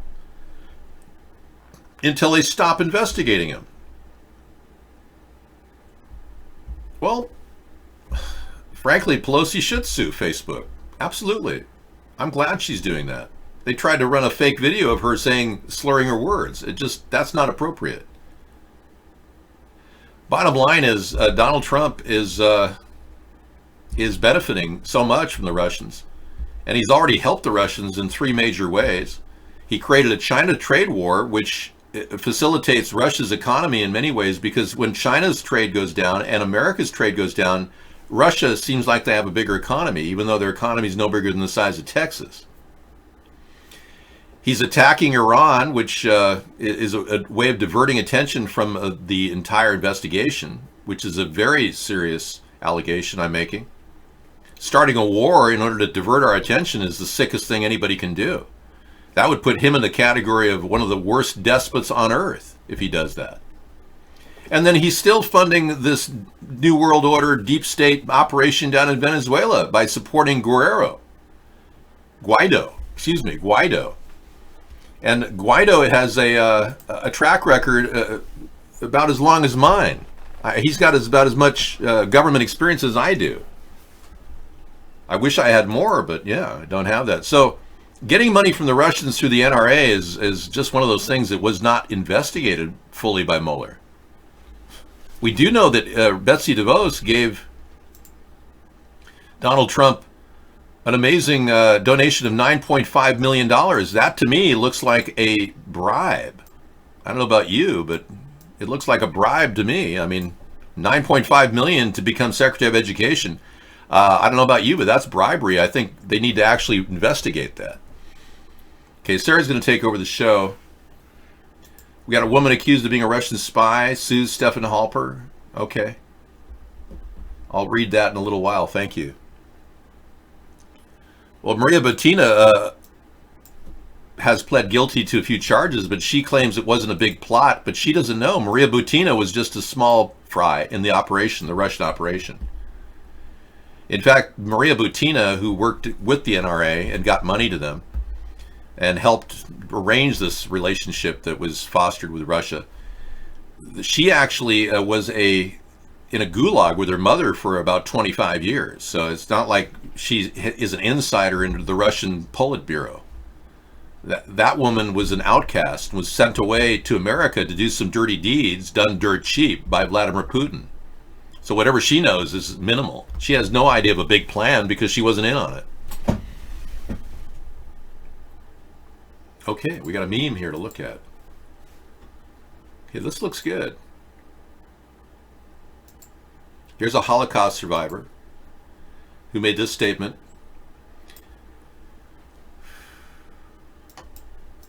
If you want to stay really human beings, if we want to stay really human beings, we must get up and call the Zionists what they are, Nazi criminals. Wow. Look at that. Wow. This man really says it all, because I've been painting a picture about how Zionism existed before World War II. Even the idea of creating the State of Israel existed before World War II. We do know that is true. It started in 1917, and Hitler was a Zionist. And it's ironic, and now Trump is a Zionist, and Joe Biden is a Zionist. So I'm wondering when our country decided to push Zionism. And many people are wondering, even Ilhan Omar is wondering that. Yeah. So that's very good. Thank you very much, Misanthropy. All right, I'll see you guys in a bit. Sarah's going to take over. Thank you. Another meme. Okay, we'll look at that later.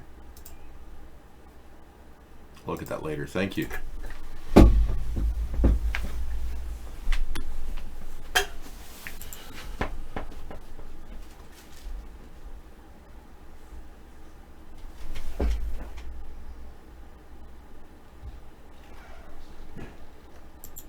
Okay.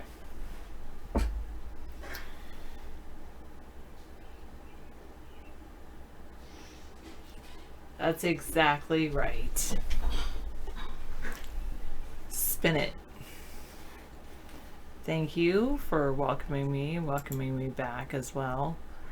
I am here. Oh, I was just gonna look at this article over here. It says the collapsing crime rates of the 1990s may have been driven by cell phones. That was pretty interesting. Like, more cell phones equals less crime. I had heard, well, in Freakonomics, they talk about it being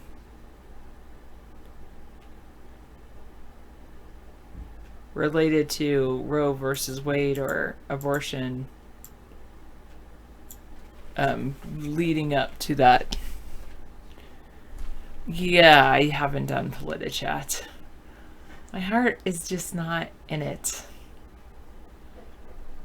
I should have my heart in it, but it's not.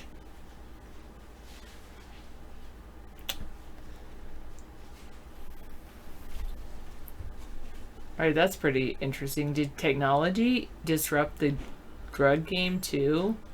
It's practically an American pastime to blame cell phones for all sorts of societal problems, from distracted parents to faltering democracies. But the devices may have also delivered a social silver lining, a de-escalation of the gang turf wars that tore up cities in the 1980s. The intriguing new theory suggests that the arrival of mobile phones made holding territory less important, which reduced inter-gang conflict and lowered profits from drug sales. Lena Edlund, a Columbia University economist, and Cecilia Machado of the Getulio Vargas Foundation lay out the data in a new National Bureau of Economic Research working paper. They think that the diffusion of phones could explain 19 to 29% of the decline in homicide seen from 1990 to 2000. Well, one of the others is the... yeah, I did not have Wi-Fi. Talk to each other and pretend it's 1995. That is funny.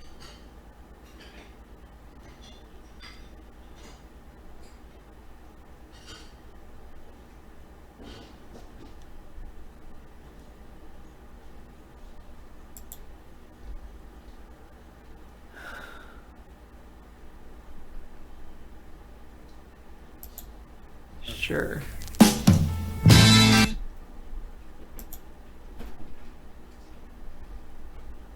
Okay.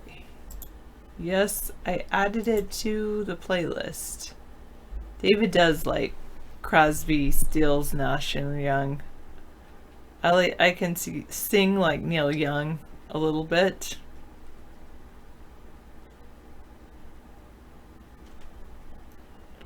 Yeah, exactly. The plausible deniability angle.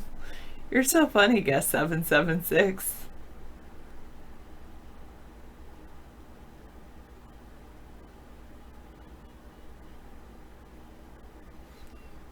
Pretty funny.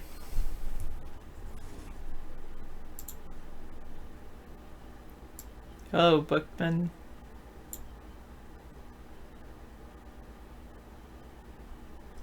I don't know. I love all people.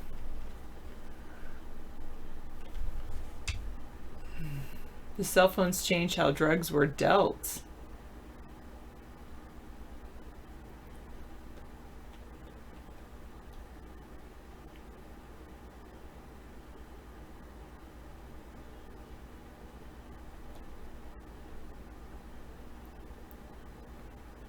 So they used FCC data on cellular infrastructure deployment and matched that against the FBI's spotty database on homicides across the country.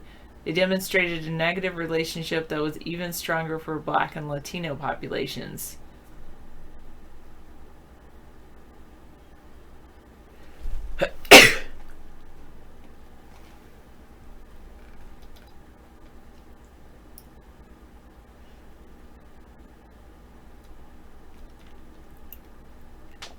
Their theory is the latest entry in a series of attempts to explain the components of the long-term decline in crime that began in the early 1990s.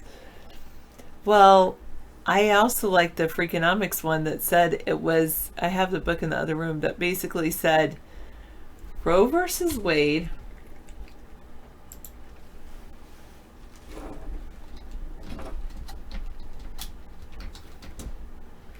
happened in 1973. What happened about 18 years after that? The early 90s, when crime suddenly started to drop. Why did it start to drop? Because a lot of people weren't turning 18 that would have been born 18 years previously. Let's not hate anyone. Let's love everybody. Love thy neighbor as yourself. Isn't that what Jesus said? I'll take his advice.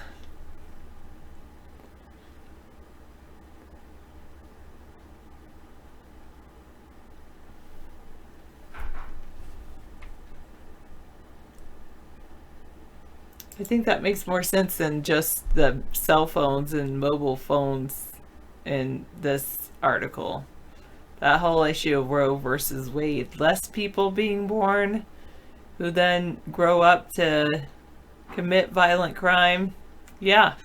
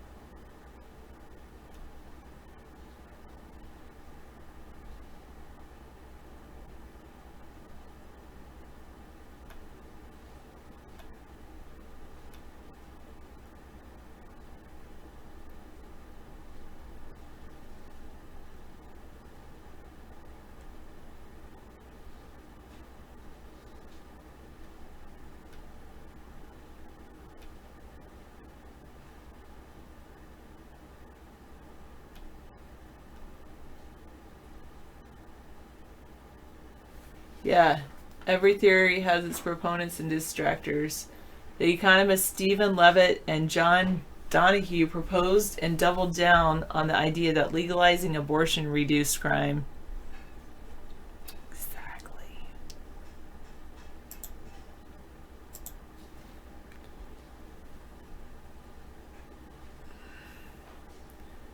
By cutting down on the number of unwanted pregnancies and children born into situations that make them more likely to fall into criminal life.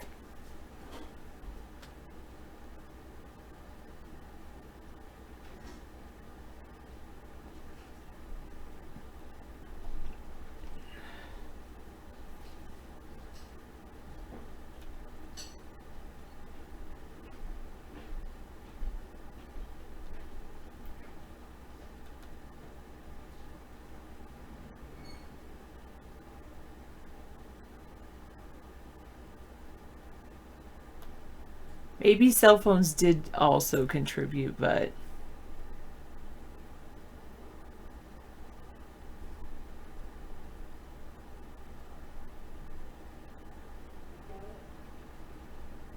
hello, Winchell.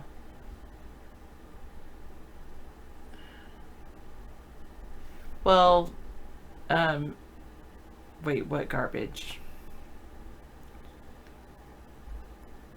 For the period from 1990 to 99, the Brennan Center found that all the following factors combined explain only about a quarter of the drop: increased incarceration, increased police numbers, aging population, growth in income, decreased alcohol consumption, and unemployment. Decrease in environmental lead exposure and crack use and an increase in abortions possibly had some effect. This is from The Atlantic. I have not, Psycho. Not yet.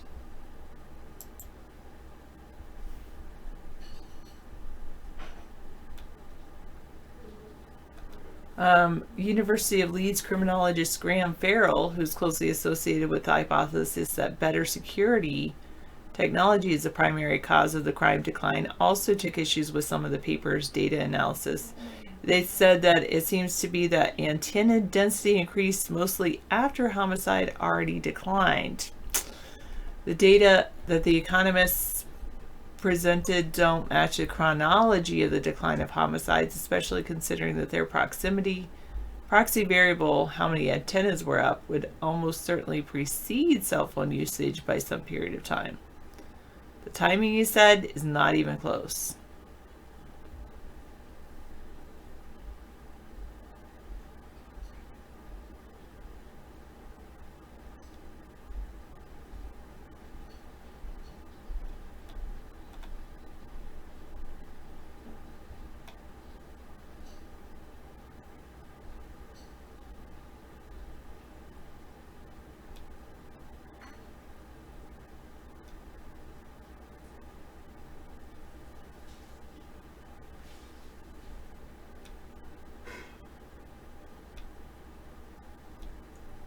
Chicago's murder rate has been double Houston's in some recent years. Hello, Sunstar. Nice to see you. Most of the researchers above have focused narrowly on the 90s crime decline. Cherno Buzio has a different temporal perspective. In her review paper, she showed a broader pattern of centuries of declining human violence. From that view, all the ways the entire world has changed can be summed to more peace. And the real aberration was the spike in crime from the 60s to the 80s.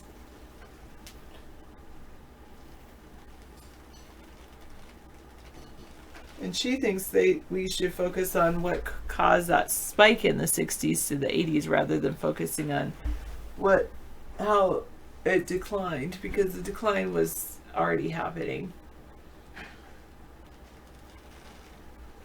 Maybe people have become homogeneous.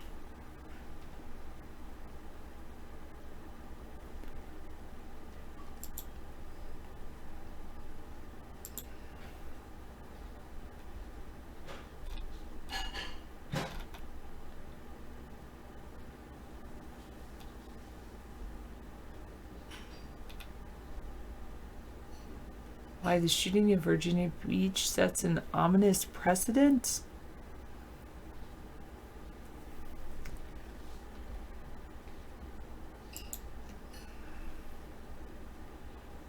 Wow.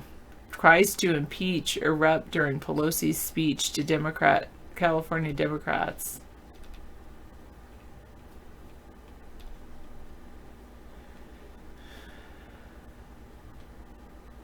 Beijing targets FedEx for damaging rights of Chinese clients amid the Huawei dispute. They're targeting FedEx in a warning to the U.S.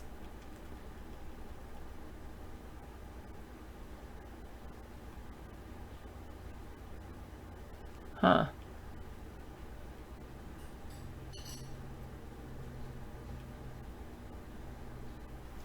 Yeah, I don't think I'm pretty social. Or would be more social.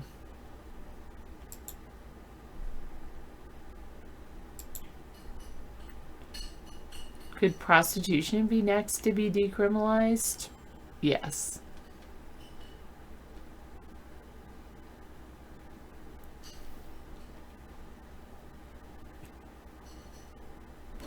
I want to look at what's going on with the abortion laws? Not really.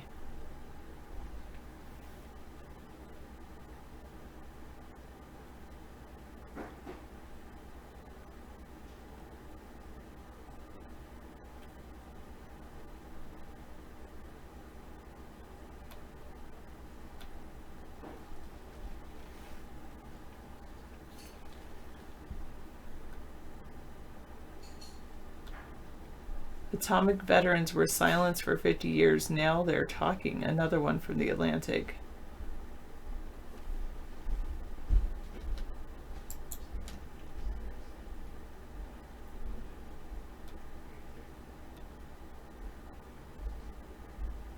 The Supreme Court could intervene in an attempt to remove Trump from office? How so? That doesn't make sense.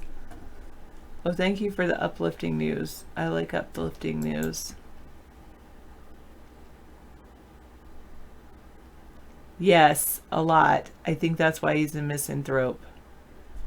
I think Reddit attracts that or creates that.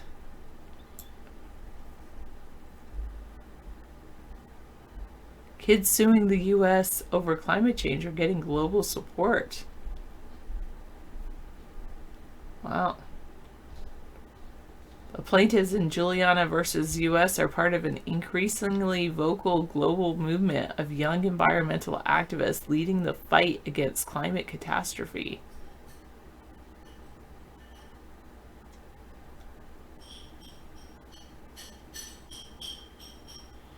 An entire school started learning sign language to welcome a deaf kindergartner.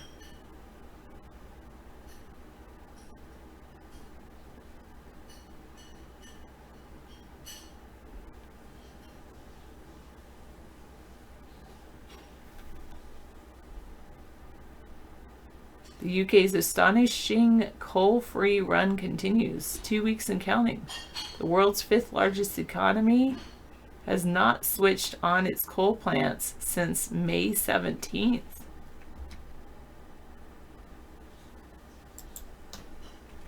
Wow, a teenager can't stay on the transplant list unless he has a stable home.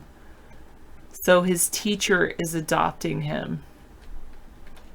Wow.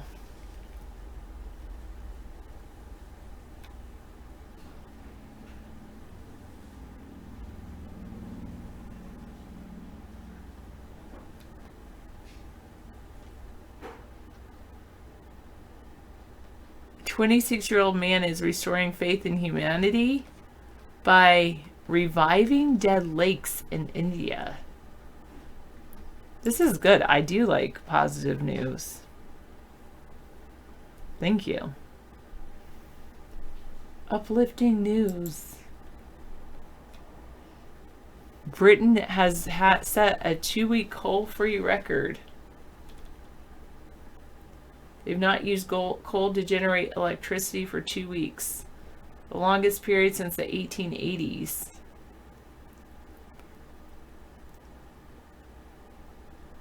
They said their record for solar power has been broken this month. The government plans to phase out the UK's last coal-fired plants by 2025 to reduce carbon emissions. They say there's still a lot of work to do. The first centralized public coal-fired generator opened in 1882 at Holborn Viaduct in London. Coal plants take 6 hours to warm up.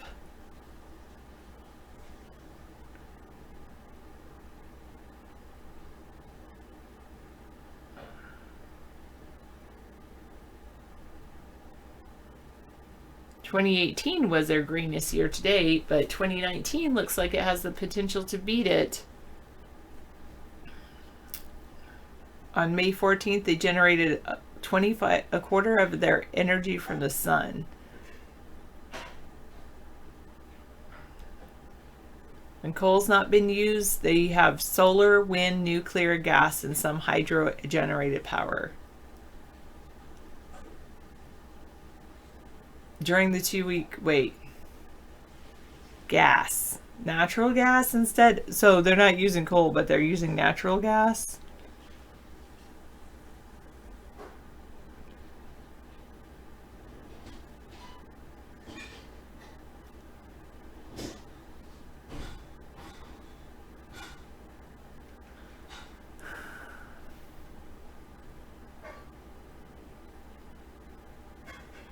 Gas made up 40% of their Britain suppliers, nuclear 20%, wind 13%. The UK has the largest offshore wind capacity on the planet. They can generate more than a quarter of our electricity needs from the sun. Last year, more than half of the electricity came from low carbon sources. I wonder about gas being low carbon.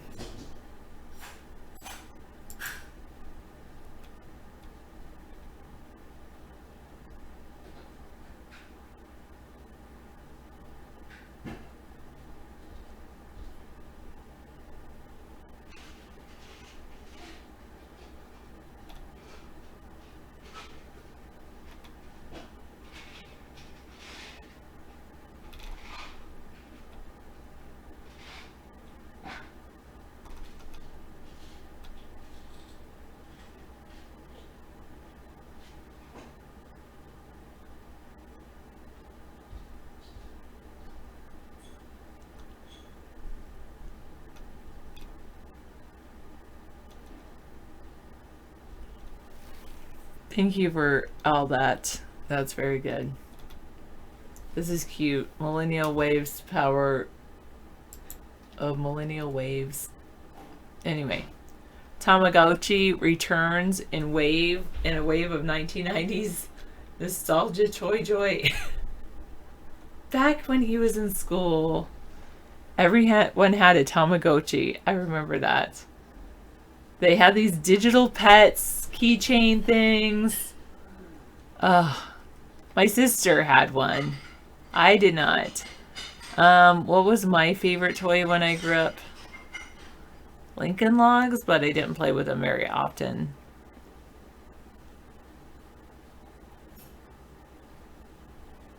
I wasn't really that into... I didn't have that many toys. I knew I could not have a Barbie doll. Uno, maybe? Oh, Checkers. Actually, Checkers. That was my favorite toy. The game Checkers. Yeah, an erector set would be good.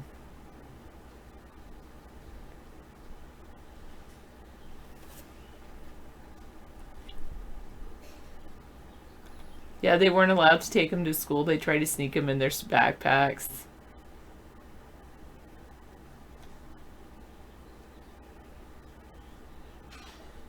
Japanese manufacturer Bandai will release an all-color, new and improved version of the classic toy in North America in July.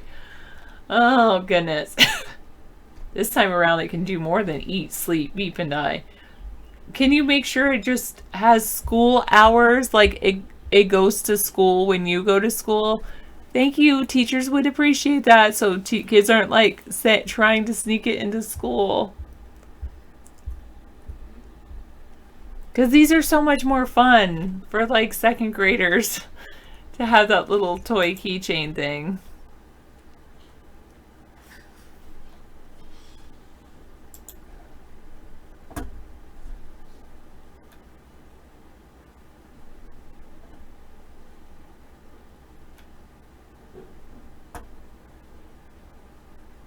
It's kind of like Sonic the Hedgehog has been reinvented.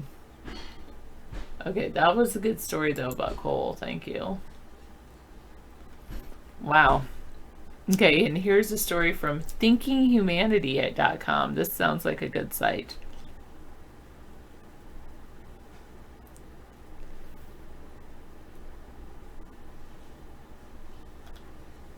This 26-year-old man is restoring faith in humanity by reviving dead lakes in India. Look, before and after. Wow, what is he doing?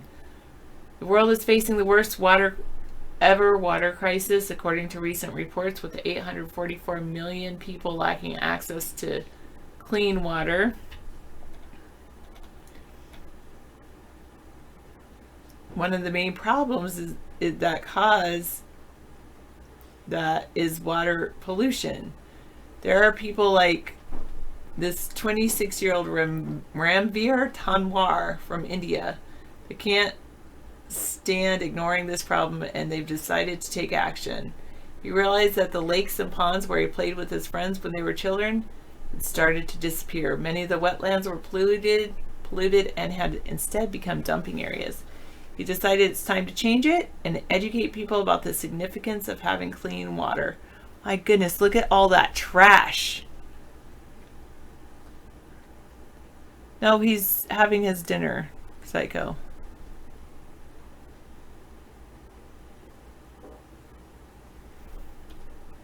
He gave lessons to students from his village at the beginning, and they felt they had to do something about the dying water resources. He told the children to warn their parents about the existing problem with water conservation and water pollution. That didn't work. The villagers refused to believe they could ever run out of water. So he decided he had to do this on his own. He went from house to each villager, explaining the issue of the depleting water resources to them. He later told the students to gather their parents together each Sunday in a special place where he'd facilitate a discussion and suggest methods for water conservation. Finally, it began to happen. The villagers began to realize the problem they were facing, and they named meetings Chapels. In 2015, along with a team of volunteers, the students and their parents removed the garbage from a pond. They did not only clean it, they also painted trees around it. They invited the local administration to come and see the glorious restoration. Good news spread fast. Soon enough locals from other villages and districts began going to him to ask for the help of their local lakes. Thanks to the help of volunteers and enthusiasts, many lakes and ponds have been restored. The most critical thing in cleaning the bodies of water was to prevent further pollution. Once the water has been cleaned, the group digs out a separate pit to collect garbage. They then install a double filtration system, which is a filter made of wooden planks and a patch of grass, to prevent garbage pieces from making their way into the water in the future. And their pits and the filters are cleaned once a week. This was 10 months ago. Wow, look at that. Now, and then now. So they dug this out for specifically for rainwater.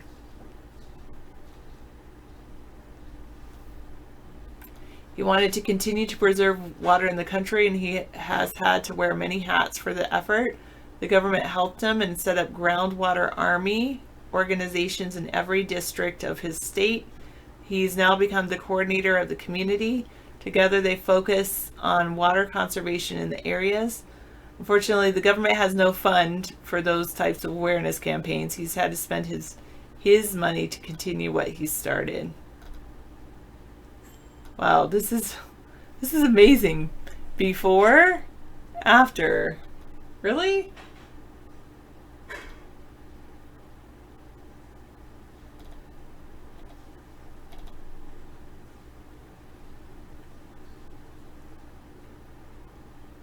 Wow, this is a really good site. I like this, thinkinghumanity.com. See? No reason to be a misanthrope.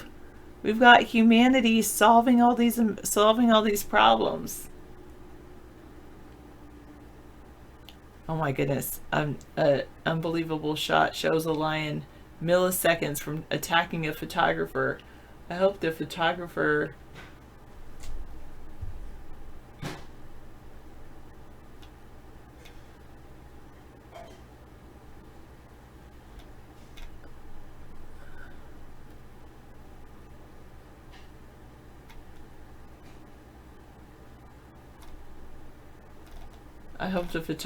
lived.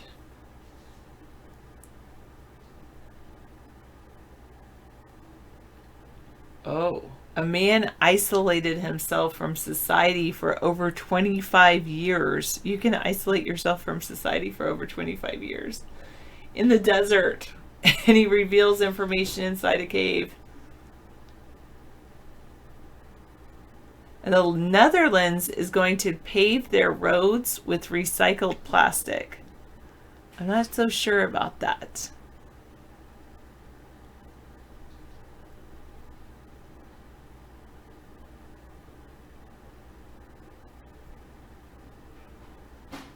I'm not taking phone calls, thank you.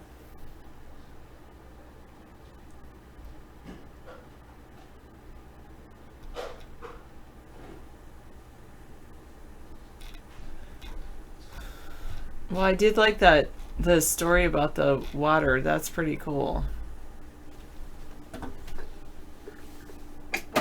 Inspiring stories. I might have a new favorite website. Thank you. Sorry.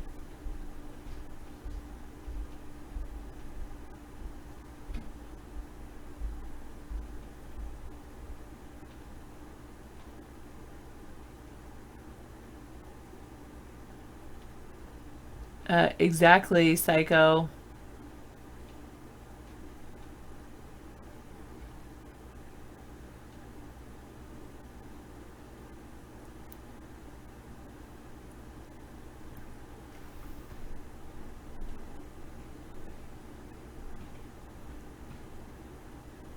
Oh, no.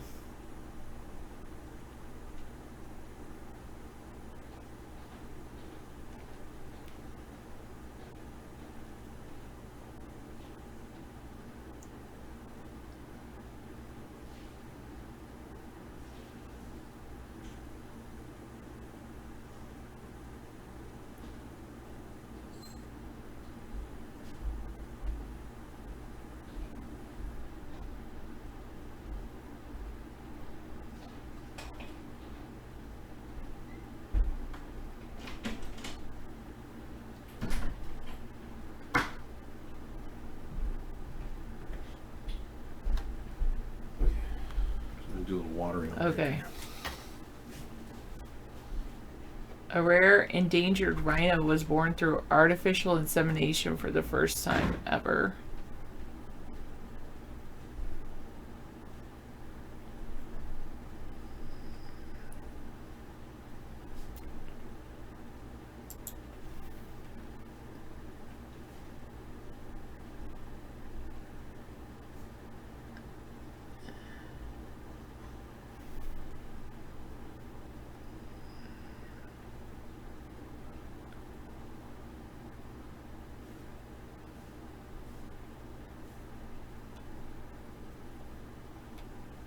Six phrases of appreciation are even better than I love you.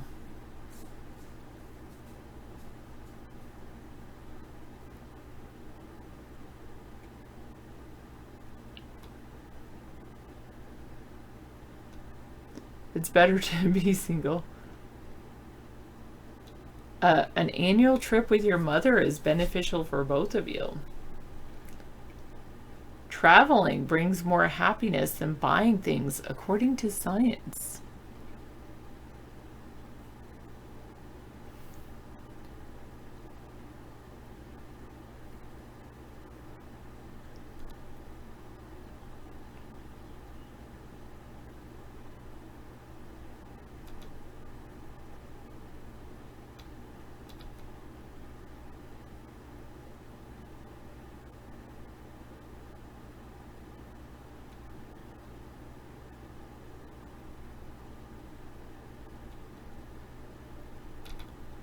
So most of these are by a woman called Katerina Papakiria Kopoulou.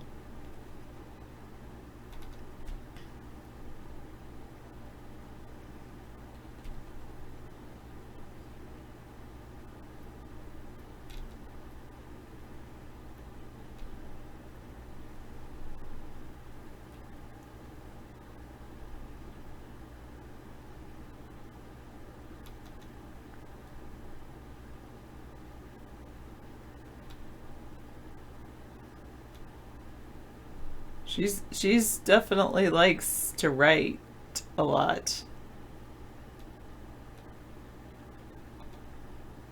on this Thinking Humanity sites.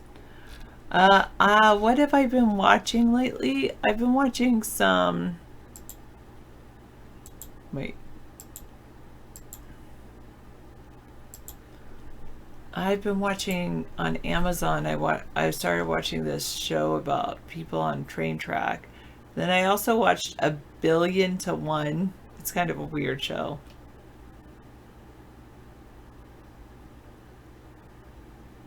Adopt a needy child? No, thank you. I already deal with children who need me to deal with them every day. At least during the school year. I don't need it during the summer, too. Exactly, Sunstar. I need that break. I need it in order to recharge so that I can give to more students. How would I feel how would David feel if I adopted Xenu? He would think it's kind of weird because isn't Xenu in his 20s? So Xenu doesn't need to be adopted. He's old enough to just take care of himself.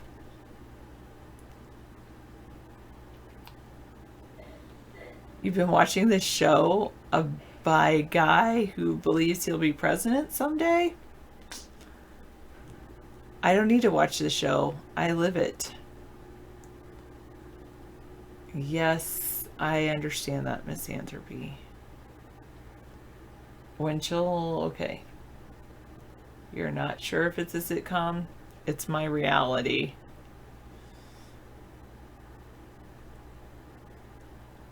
You would like to see me travel on a trip abroad if travel makes one healthier? But I normally don't fly on airplanes. So maybe just travel in a car, but I don't know if traveling in a car does make one healthier. Well, it's been a number of years since I've done that. 7. We last traveled in 2012.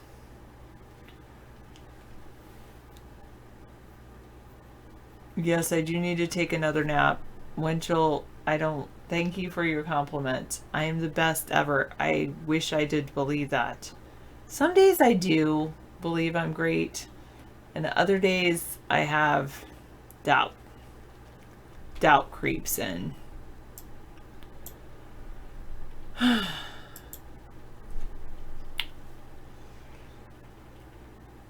I will take. I think I might probably, when I retire, I might take an Alaskan cruise. I am close to go on an Alaskan cruise. My goal is maybe to travel this summer.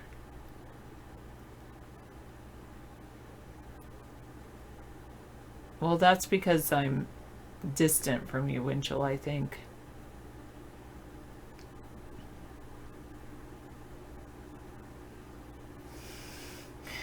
Oh, is that Brett's the Hitman's Heart saying? Yeah. A Billion to One is kind of an odd show. They claim like this billionaire is seeking a pure soul or good soul to give his fortune to, and it's a collab feature film, so it seems to me like it's filmed by different people around the world. It's very weird. 7 days on a cruise ship was enough for you?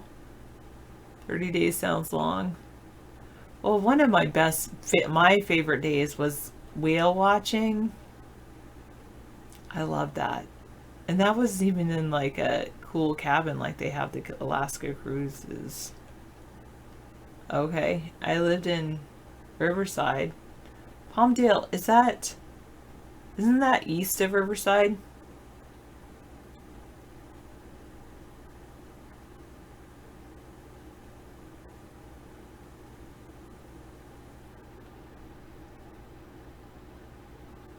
Thank you, Psycho. But I'll just be on David's show, and I support him, so, if you said that when he was here, he would probably ban you. West of Riverside.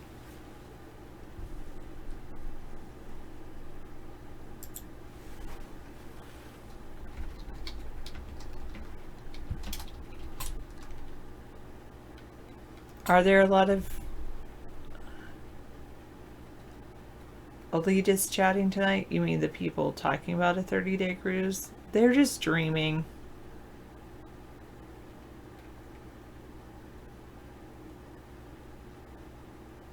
Yes, Riverside is a big city. It's gotten way bigger since I've left.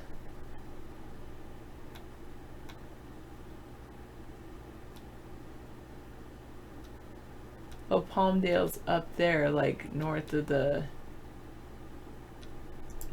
Angeles Forest, on the other side, kind of the mountains.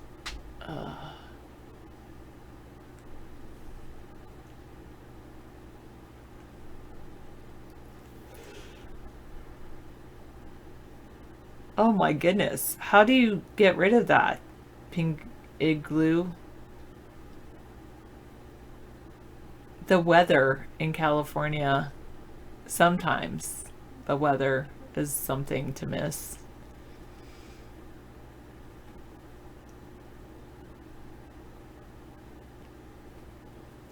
But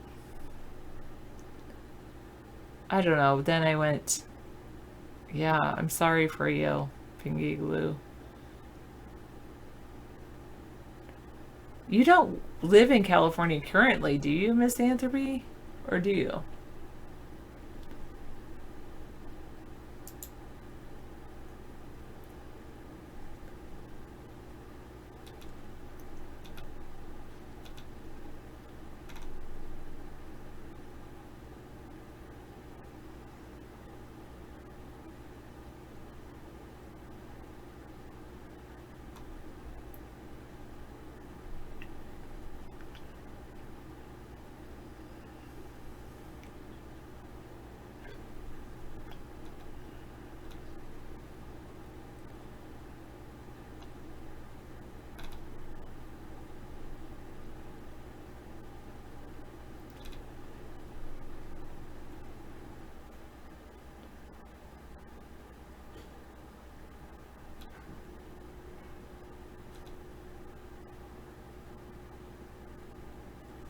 A homeless man has become a millionaire by building beaches in people's backyards.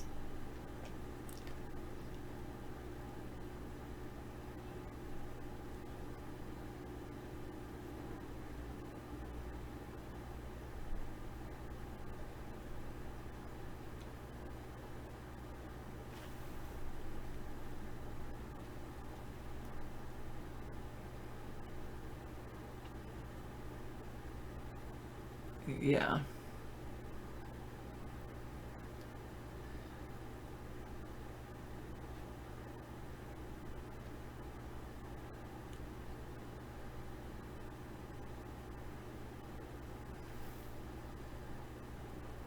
Why would someone want to be a millionaire?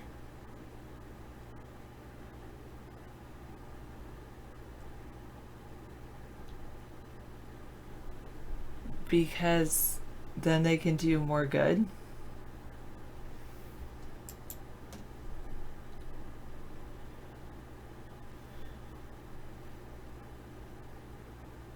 NASA has completed their Mars 2020 spacecraft.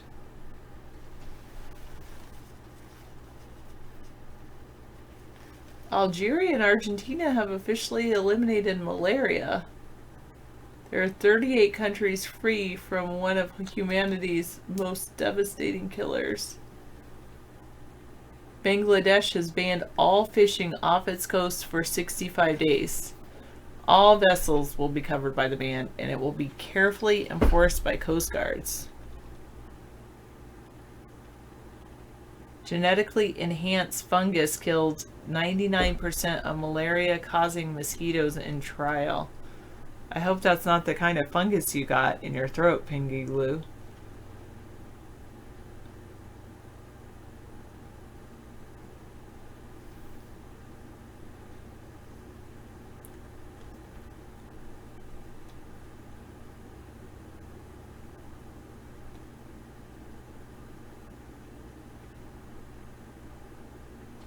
Oh, that's good. In the last 3 decades, dementia rates in Europe and North America have declined by an average of 15% per decade.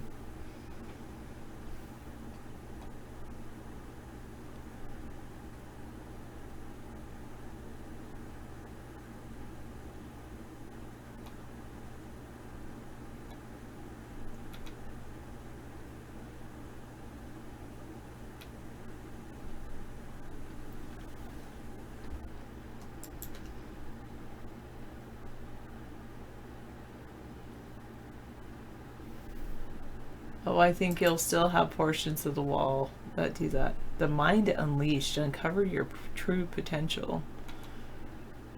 Here's a beach that he built in someone's backyard. Let's go down here.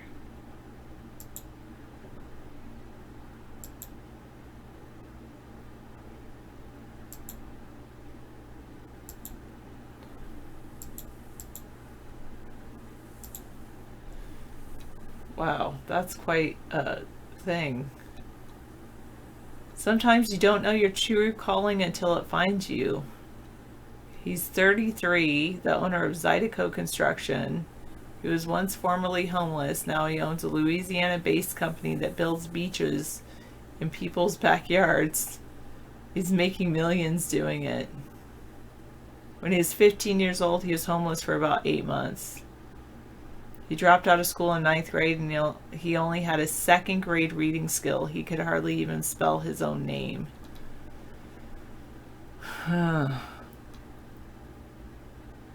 But he always felt he understood construction. So he started working for a local construction company to pay the bills. He learned of a job with Baton Rouge-based company that paid $12 an hour. Then he began managing the team. Then he started his own company, a pool business called Cool Pools. And that business did so well, last year he sold it for over $1 million. Then he had Zydeco Construction, and it builds beach-like swimming ponds that are crystal blue and have 360 degrees of sand surrounding them. Each pond is completely customizable and is outfitted with accessories including outdoor kitchens, gazebos, umbrellas, and volleyball nets. The sky's the limits when it comes to creating your dream beach.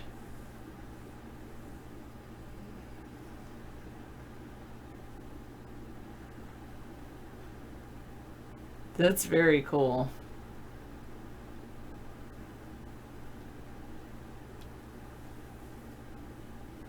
The average cost for one of these is $20,000.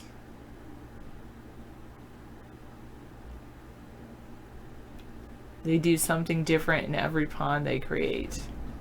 They also offer in-ground trampolines and outdoor kitchens. And he can build levees for homes that experience flooded backyards. Pretty cool.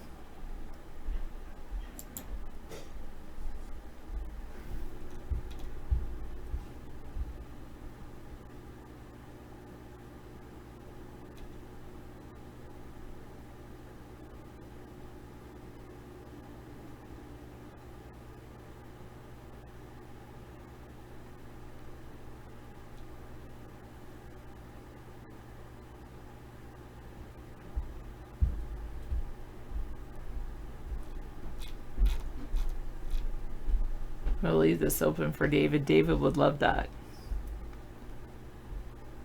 Same as the pool.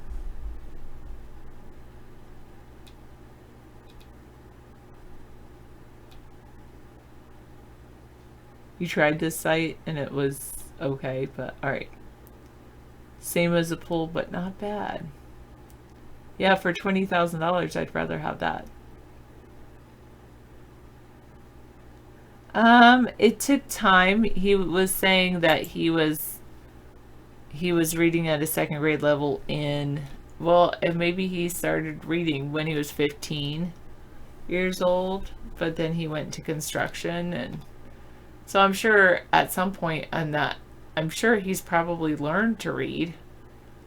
So cool. I just love this picture. That's neat.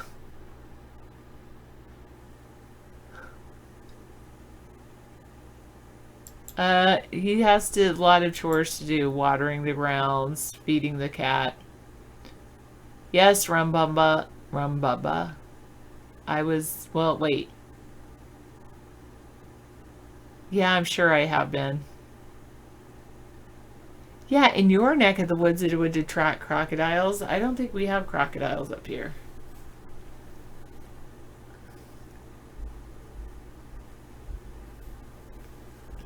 But I've also been accused of being a southerner.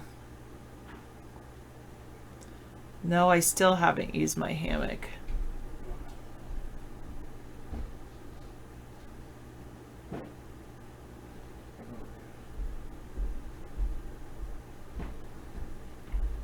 That was great. Thanks for such a big break. Appreciate it. You're welcome. That was awesome. One day I will use my hammock. I don't know when. Oh, it doesn't matter. You know, it's there if you needed it. You know, it's really a survival tool. It gets you off the ground so animals can't, you know, mice can't crawl into your knapsack. Yeah. No, I like to get stuff done, and I love seeing nature and the bunny rabbits and no jets. It's a good time. I don't need to go, Sammy. Thanks anyway. We had Denny's a couple times, Grand Slams. That was fun. But thanks for the invite.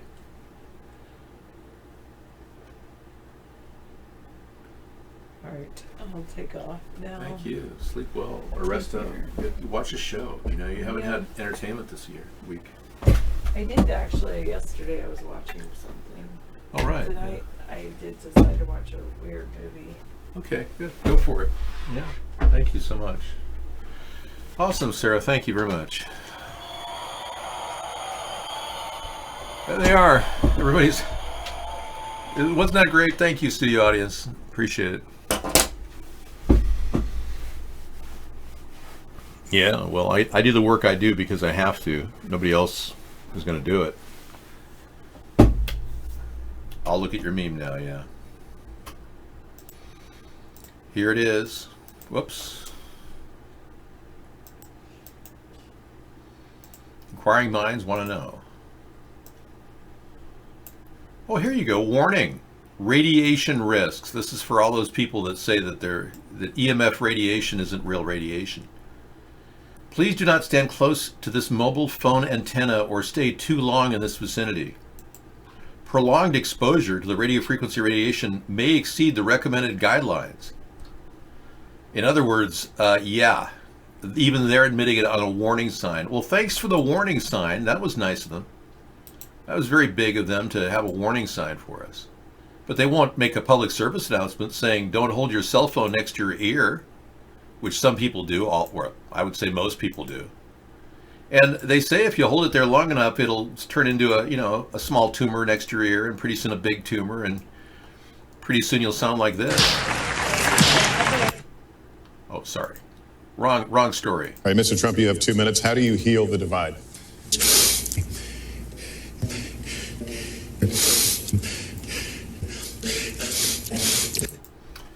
He had a nasal congestion problem for 3 weeks during the debates. Well, people can't commit suicide via 5G antennas. You'd have to strap your mouth onto it and, yodel for a couple years. It's the long-term exposure we're worried about, and our government's not taking enough effort to stop potential dangers. That's really what's happening. You saw a gigaspeed fiber box that said do not open, laser inside, and radiation. Thank you, Sammy Davis. Okay, we now go to Larry Sinclair in the backup room. Where Senator Obama exited the limousine with $250, which was provided to him by me. Returned a short while later with an 8-ball of cocaine, which he gave to me. I did ingest a couple of lines of cocaine, and shortly thereafter, Senator Obama produced a glass cylinder pipe and packet of crack cocaine from his pocket. Obama then smoked the crack cocaine.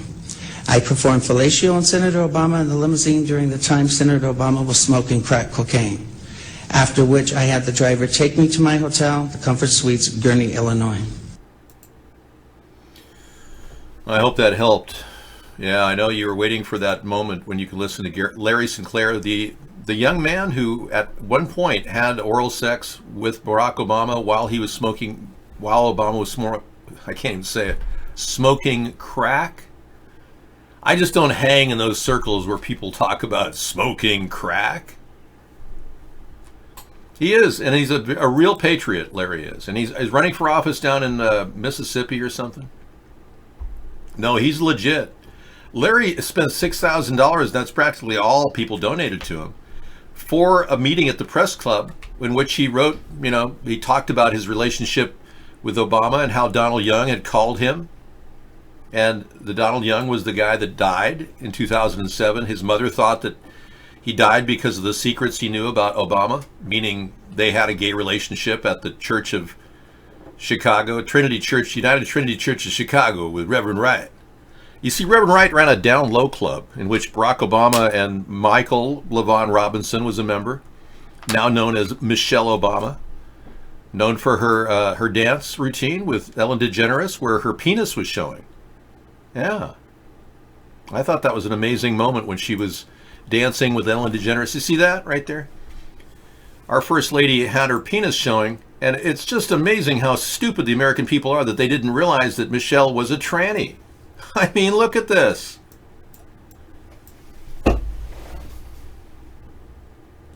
You see that? Right there. Take a look. Right there. See it? See it? Right there. It's like a bulge of some sort. Yeah, bouncing. It's like a couple bulges. They're like two cylinders there bouncing around. I mean, I'm not an expert, or nor am I a urologist, but I can tell you that sure looks like a penis to me behind a white scrim of clothing. Was she wearing Pierre Cardin? Those look like Pierre Cardin jumpers. Yeah, they're very expensive. I was looking for a pair of those online. If anyone finds that exact outfit, that'd be kind of fun to have that. Good evening. Homeless man becomes a millionaire by building beaches in people's backyards. This is a great feel-good story for Sustainable Saturday. I love it. A homeless man decided he'd show people how he could build a beach in their backyard, and here he is. And now he's a millionaire. It's an older story, but sometimes you don't know your true calling until it finds you. This was certainly the case of Eric White, 33, the owner of Zydeco Construction. The once formerly homeless man now owns a Louisiana-based company that builds beaches in people's backyards, and he's making millions doing it.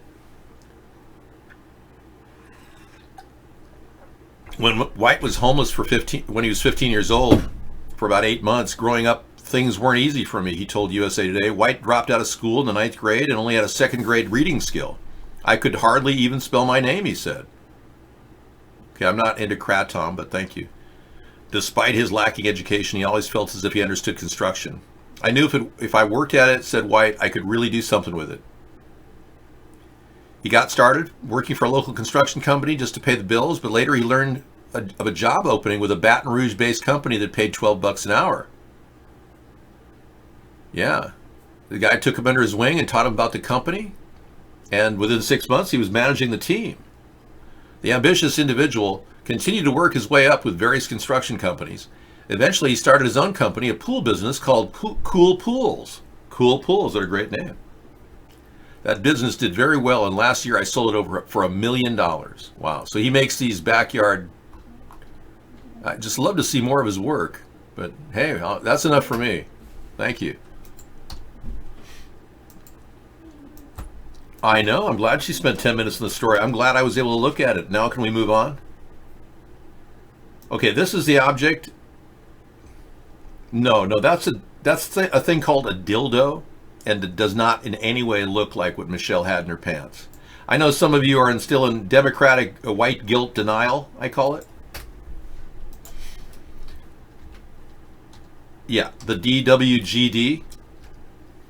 If you're still suffering from democratic white guilt denial, the DWGD, the dreaded DUGD, you're probably not willing to accept the fact that you've been lied to.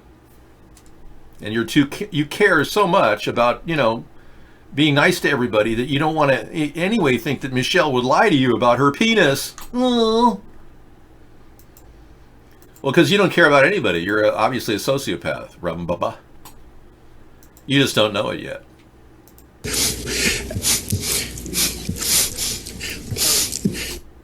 Yeah, you just haven't figured it out. You're a sociopath. A lot of you are suffering from sociopathy, and you keep thinking, well, I hate people, you keep thinking. No, you're just a sociopath. And as a good sociopath, you want to fit in, so you try to figure out, well, why don't I like people? Because you're a sociopath. Yeah, and you don't care. Some of you are pathological liars. But seriously. Oh, and I know, and most sociopaths are in denial too, that they're a sociopath. I know. Isn't that convenient?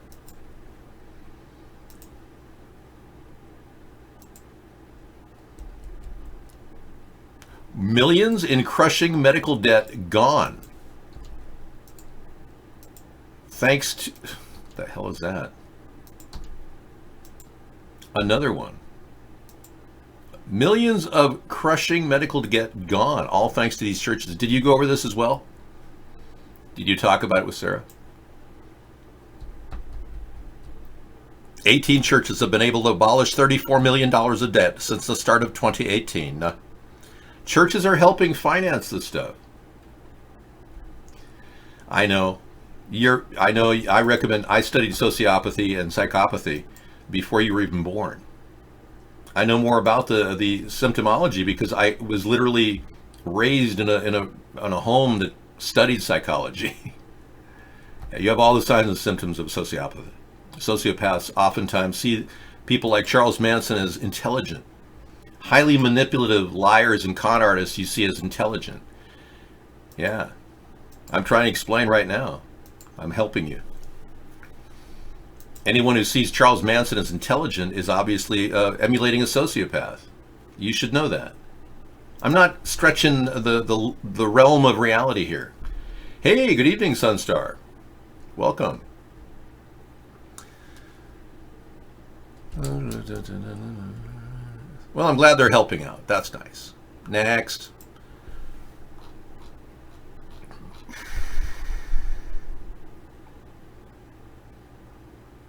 kids suing the U.S. over climate change are getting global support. Oh, yeah. Maybe they should suggest that we get sprayed and put chemtrails in the air so it'll somehow reflect the dangerous sun, which is so hurting our environment. Have you heard this BS story that the Democrats are now talking about? These are the same people that called us whack jobs for talking about chemtrails. You know, that chemical that's blowing in the background.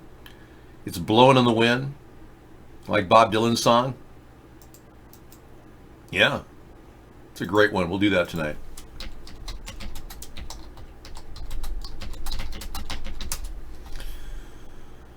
Hey, Mr. Sandman, blowing in the wind. Okay, we'll play Bob Dylan later tonight without the recorded version.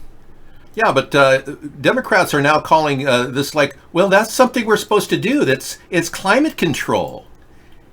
Now, for years, you were called a whack job for saying the chemtrails are spraying on top of us. They're putting heavy metals in the atmosphere, and your family member was, oh no, you're a whack job. You're one of those conspiracy people, huh?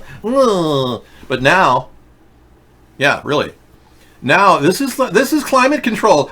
They're doing this to protect us, to shield the sun so it doesn't create a greenhouse effect. Sure, putting chemicals in the air is going to really clean the air. You people are stupid. You Democrats. Jeez. I can't even believe I have to talk about this.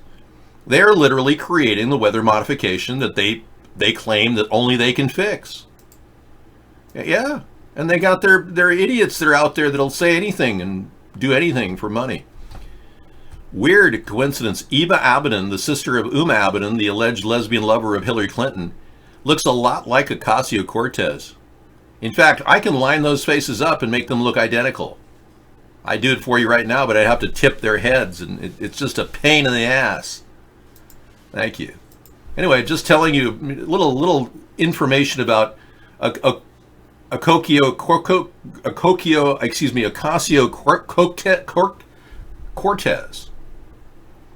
Everyone has me saying coke this and coke that. Man, you think she's on coke?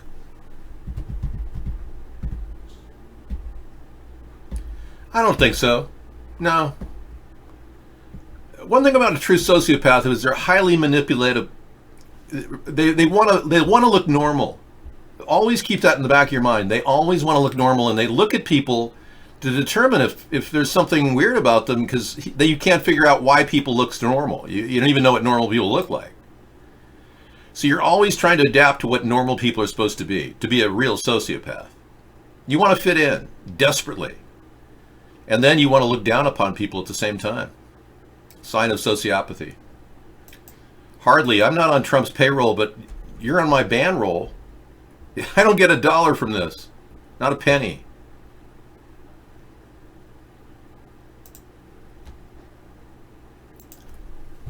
I'm not trying to appear normal. I look normal? I'm taking on conspiracy theories. I'm absolutely, what did Hunter S. Thompson said? When the going gets weird, the weird turn pro. I'm one of the weird people that's turning pro. Yeah, I'm not telling you people you should be normal. That would be telling everybody to conform. I don't want you to conform. I want you to break into your own shell and do your own thing. I don't care what he has. Doesn't matter. Long hair doesn't make you... Long hair is conformist. Tattoos are conformist. The new conformist is a tattooed, long-haired person who wants to look cool. I encountered a bunch of heroin addicts up in my area in Anacortes. Oh my God. A nest of heroin addicts. Every one of them was like tattooed up, long hair, looking totally like they were... And they were all heroin addicts. Yeah, they think they're cool. Cool is the... looking cool is the new conformist. Yeah, anybody who's tattooing right now and wearing long hair is really trying to conform. I really freaked you out there, didn't I? It's like, huh? How can you say that? I had my tattoos put on, so... No, you actually are a glutton for pain. You're actually a masochist looking to experience pain because you can't feel real emotions. I don't care. If you want a tattoo, that's your thing. If you want to defile the flesh, you can, and be seen by God later.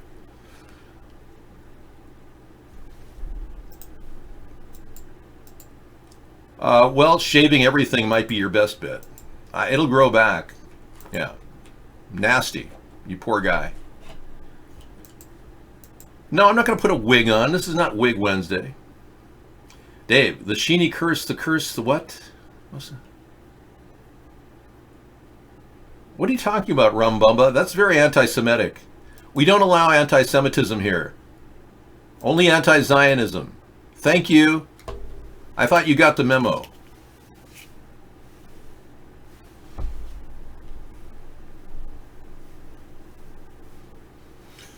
Mr. Anderson. Actually, these are these glasses.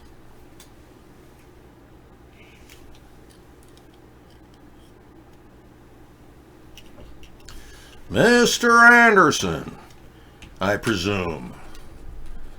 Mr. Anderson. David, in Japan, tattoo people is not allowed to go public bath, pool, or public beach. Y'all telling me that if I went to Tokyo and I laid out and did my tattoo thing, y'all be kicking me out? Oh, man. I can't believe that, man. Well, I don't have any tattoos. Lucky for you. Virginia Beach shooter connected to Sandy Hook. Are you serious? This just gets better and better, doesn't it? It's like the false flag turns. As the world turns.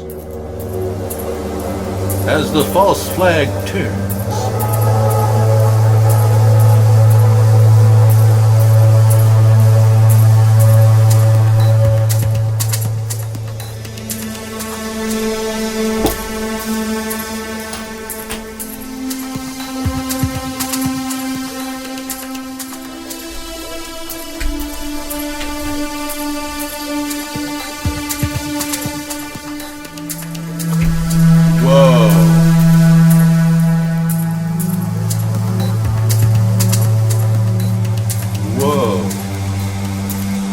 I can't tell if this music is monetized or not. His other residence address is located at the address of King's... Whoa, what is Jets? Wow. Jets. King Street, Alexandria, Virginia. Dwayne Craddock, his residence address. So they're looking deeply into his background. Okay. Property owners, Michelle Peralta, Alalta Oshtanda, Michael Peralta, age, note Jets again. Jets Inc. Wow. Junior Engineer Technical Society. Wow. Richland, a.k.a. Jets. Jets. Oh, that's Gia. The Arlington Company Emergency Community Center, Lawrence Gibilt, Michael Ray Peralta. Joseph Peralta. Okay, we're getting deeper into it.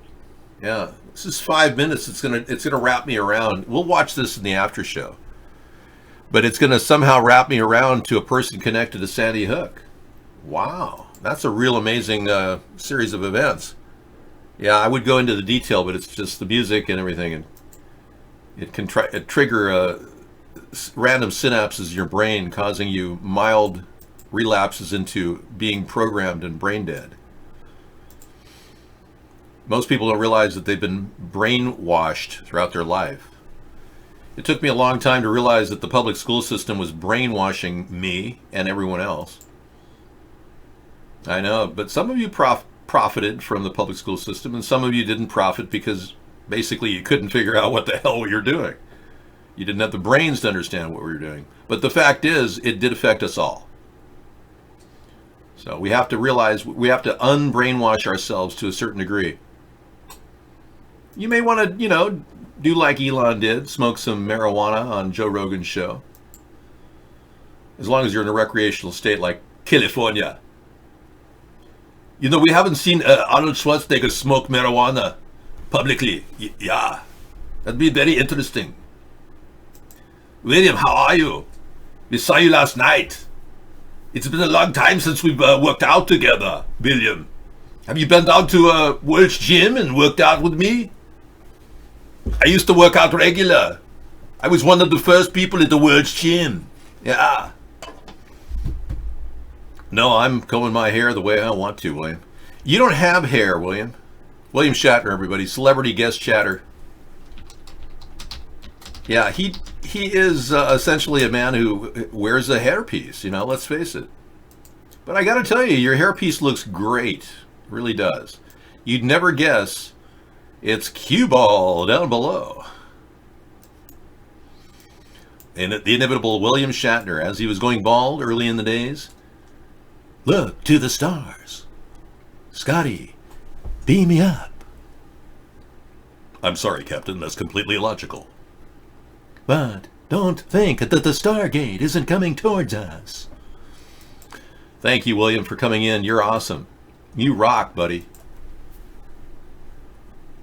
Well, Mr. Petoro, you don't understand. Pope Francis doesn't know anything about weed or marijuana.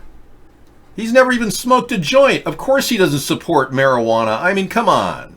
Pope Francis just needs to take a little hit off a doobie and he'll immediately start telling people, I have found the great weed. It is a cannabis seed. It will save humanity. Then he will open the Stargate to the Lord. But until then, he's kind of out of it, to tell you the truth. Tell him to smoke some marijuana in a public place in front of everybody. It'll make him the coolest pope in the world. And I guarantee that they may consider him for canonization if he supports legal use of marijuana. Tell him I told you so, too. All right? I know he wants to be canonized. That's his best shot. Break out of that mold he's in. Yeah. Hey, look, if they call me to be the Pope instead of him, no hard feelings, Pope. You bet the Pope does coke? That rhymes, man. Y'all making rhymes at iVlog. Yeah, man, that's cool. Pretty cool. We're going to find out more about this Jets connection for sure. We have found a lot of bad things out tonight, I'll tell you. Good things and bad things. Well, we've gone to some strange places in our show. And one of my problems is I don't have enough cool graphics to bring into the show, so sometimes I have to do just that.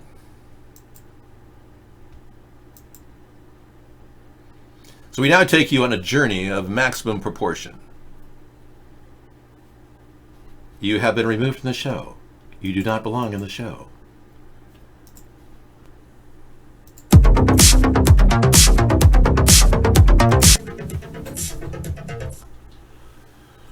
All right, here we go. Let's take a ride. Are you ready to go into the universe with Dave on his magical mystery tour?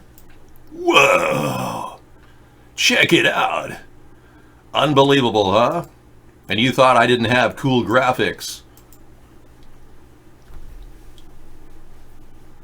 Whoa!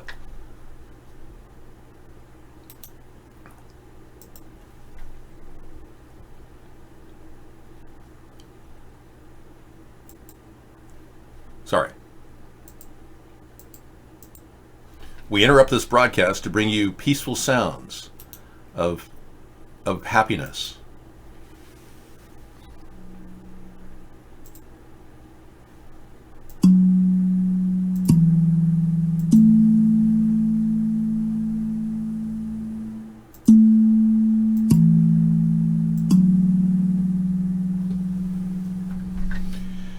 Dude, I totally am going to line you up to the ultimate link. I have in my possession the coolest site on earth. I'm going to share this with you, okay? But first I have to do my intro. Yeah, here we go. This guy doesn't know about our cool site. Here it is. Ladies and gentlemen, Cool Rock. In a world where bass rules the planet and its inhabitants worship sound, two superpowers collide. We bring you a nightly soundscape of incredible music. Join us at coolrock.com and watch virtual chat, great music, and interactive news links. Yeah. Okay, coolrock.com is the site. Right. We have here a cool graphic that you can pick up at Coolrock. I'll show you how to get there. Just go to coolrock.com and you will see this open up. And it is our main site, and there's all kinds of great buttons. I would recommend this button up here called Web Oasis. It takes you to a whole access point, a portal to the internet. You won't be bored watching anything on this site, I assure you. All right. It's the best one? Okay. All right. Oh, that's not the best one. The best one is your head in a toilet bowl. Yeah. All right, let's show this right now. Thank you. Unbelievable.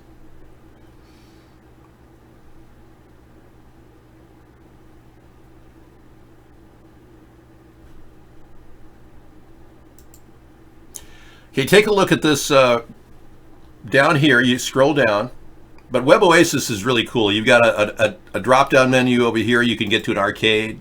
You can play pinball. Fantastic pinball game.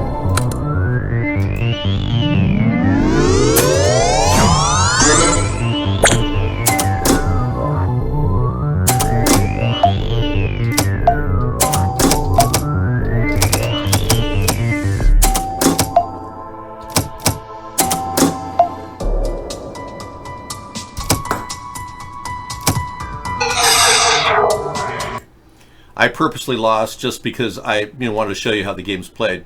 But down here below is Mr. Doob. You got to get through the drum machine, which is kind of cool. You can play interactively with a computer.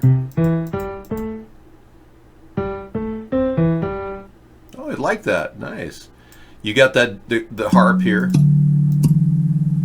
Anyway, moving down to Mr. Doob is a great place, and right in the middle of this overhead section is this type thing, and right next to the type thing is the gateway to the VR world. And this is what I was using right here. I clicked on track and it started, and voila, you're off and running.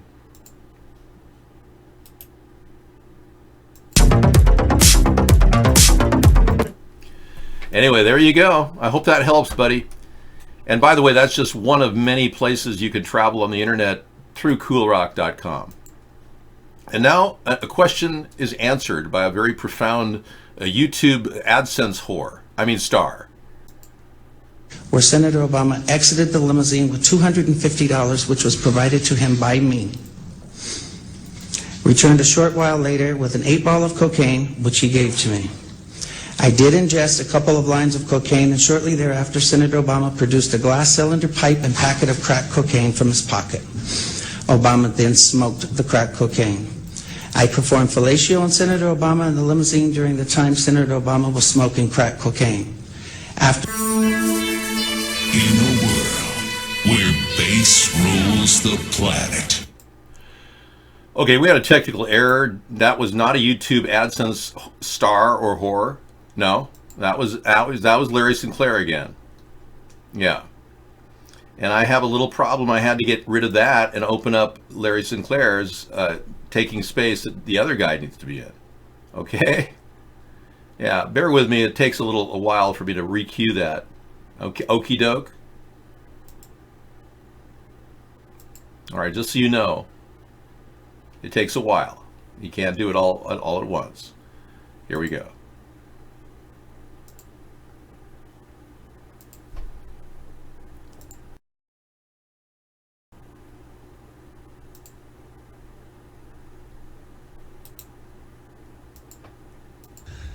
Hey, do you ever wonder, like, what is going on? I mean, like, do you ever, like, wake up or do something and you're just like, what the fuck is going on?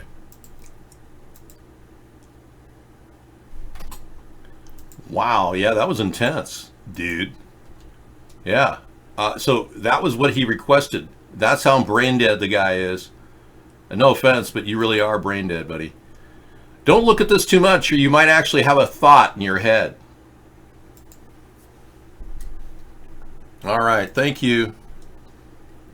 Yay, young David after the dentist. Surgery. Yeah, I know. How did it go? I didn't feel anything. Yeah.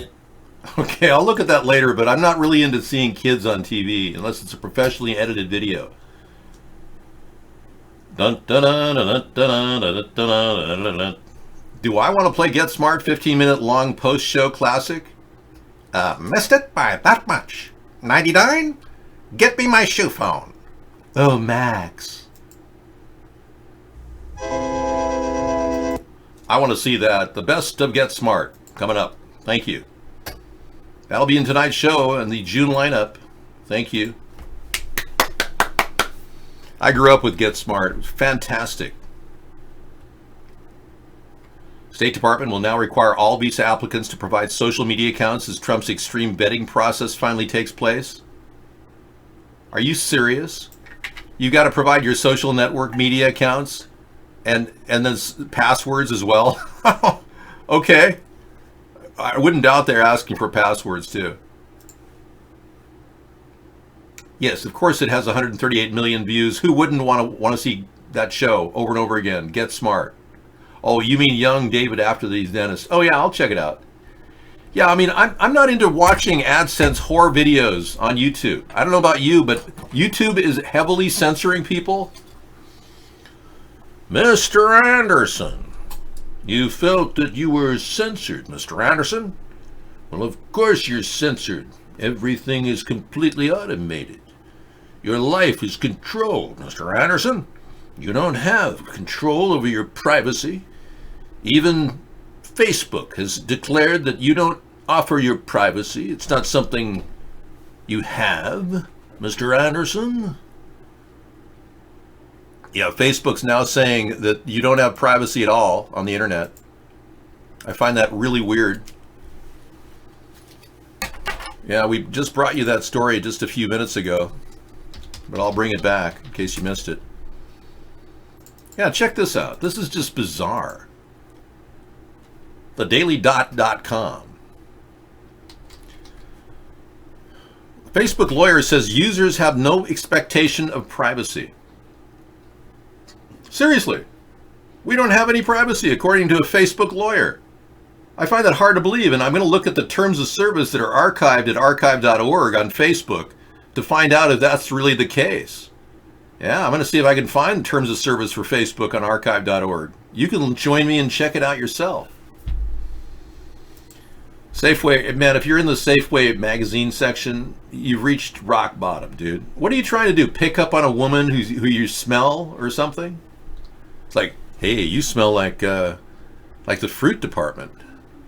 Are you a big fruit collector? Yeah. I mean, what do? Smell women in the... Remember the old YouTube? Boy, do I. When they didn't censor anybody, William? I know. No, there's nothing public about Facebook. They were offering themselves as a service. They profit. You're not in the public domain. You're in the public domain when you go to Cool Rock because we don't make a penny on this. Yeah. Or America's Third Party or Third Party. You're not... As long as they profit, they're a private organization. Are you mentally retarded or just legally challenged? Well, Brew Crew, thank you. I'm more like a progressive libertarian. I want the government to get out of our business, but I also believe the government could actually make return on investment and actually stop taxing us as much. Unlike the Democrats, I don't want to keep taxing and spending. I want to find ways to divert money so that we can fix this country's problems. We actually wrote a book about it called Hybrid Capitalism. It's on our website, americasthirdparty.com, in the store. If you go to the store, you'll see it there. No, the World Wide Web is not a public place. As long as there's companies for profit, it's not public. Sorry. No. And in order to get into Facebook, you have to get in through a password. That makes it private. Once they declared that private and limited access, they automatically became vulnerable to the privacy laws. And unfortunately for them, they're screwed. Legally, they could be ripped apart in court, but I'm not an attorney, so I'm not going to bother.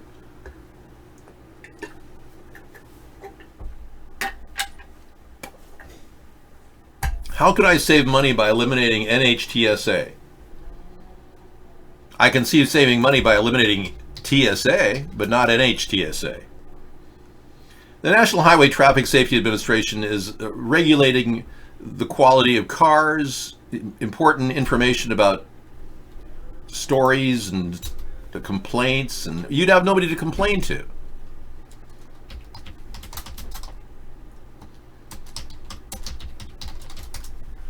I could eliminate the TSA and save about $7 billion. You're right. The TSA is far more disturbing in their costs. But according to the budget estimates, fiscal year 2018, National Highway Traffic Safety Administration, the annual budget total was only less than $1 billion for 2018. So the cost of the NHTSA is 1/7 of the cost of the TSA. Getting rid of the NHTSA may save a little bit of money, but I would definitely see giving the money that I would normally give them to Meals on Wheels. But Trump cut Meals on Wheels. Trump doesn't want to fund Meals on Wheels for your grandma or your grandpa, or even you, William. If you didn't have all that residual income from SAG, you could call up and say, could I get a ham sandwich with some cheese and anything good like fruit, please? And they'd come by and give it to you. Yeah, Meals on Wheels is great. Trump should never have underfunded that. Okay, Virginia Beach shooting hoax from Jeffersonian Girl. Let's take a look at that briefly.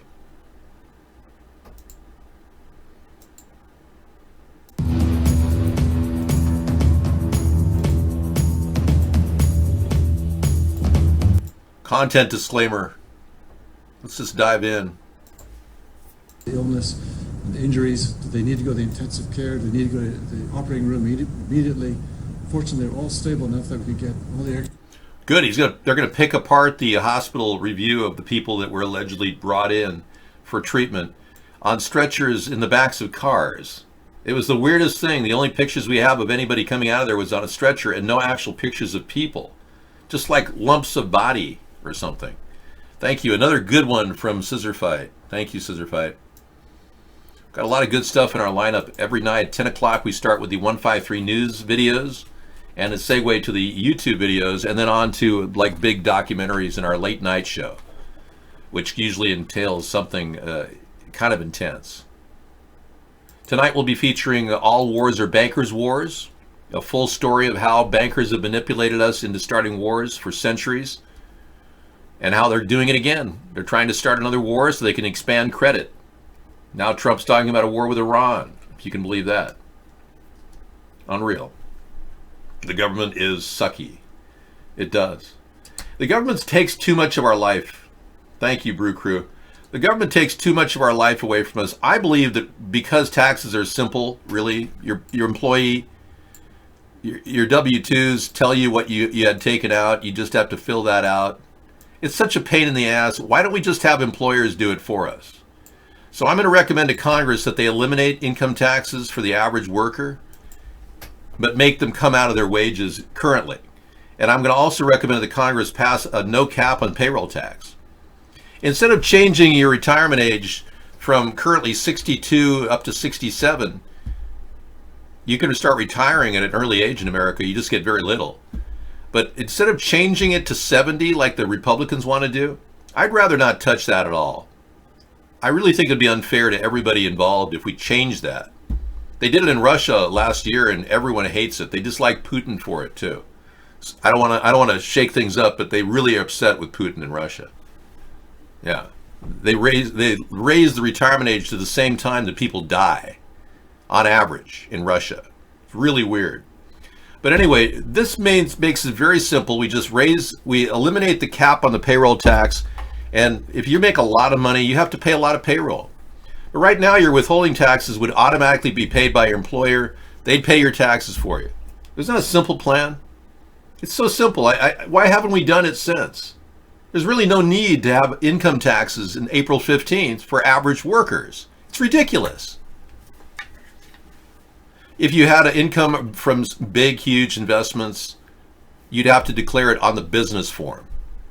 You wouldn't even have to incorporate it. You could just claim your name and that would be the business. Very simple. And we'd have a business form that would be useful for both businesses individuals and corporations. One simple tax form. Ironically, the Democrats, Republicans are working diligently to not have a simple tax form. It's pretty sad, but we pulled this story up recently.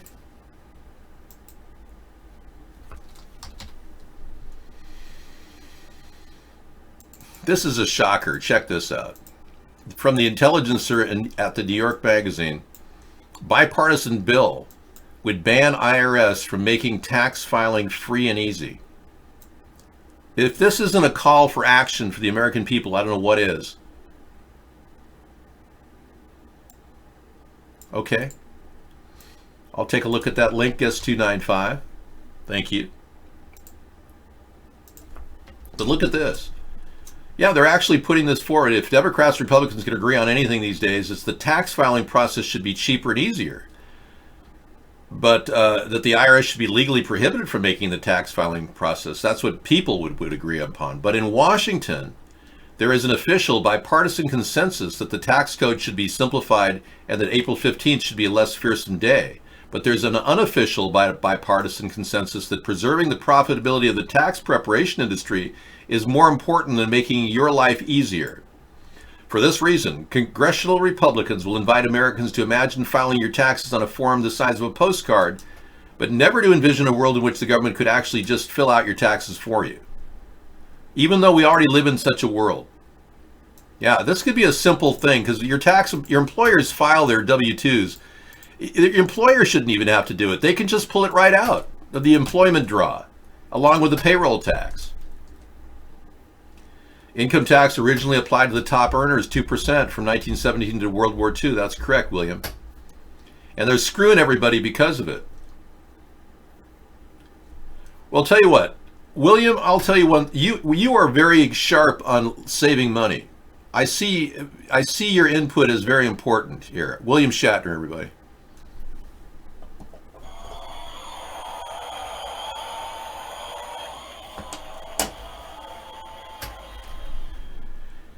You have our ear, William. Yes, you have our ear. Thank you for coming in and helping us. We need good fiscal conservatives here. We really do. So I like your input. So far, you've been hitting spot on almost everything you said. Oh, you got some new modern music there, Anita? Okay. Are they allowing you to send anything via UK? I'm sorry, that first link is not working for me. Try the second one. Okay, thank you. That'll work. Spot 05. Thanks. Yeah, we've got quite a little review of William Shatner. We've had years of enjoying the movies that you made, and oh wow, what a treat to have you in the show. We do want to look at ways of saving money. If you can show me ways of saving money, I'm all ears. Absolutely. We even have a day dedicated to it Wednesday. We could talk about saving money on Wednesday. 1944 Canadian Army Emergency Ration MRE Review Survival. Really? Somebody actually ate the 1944 MRE review?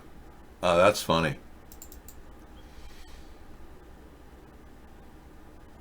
Yeah, the first one was not a good link, but that's okay.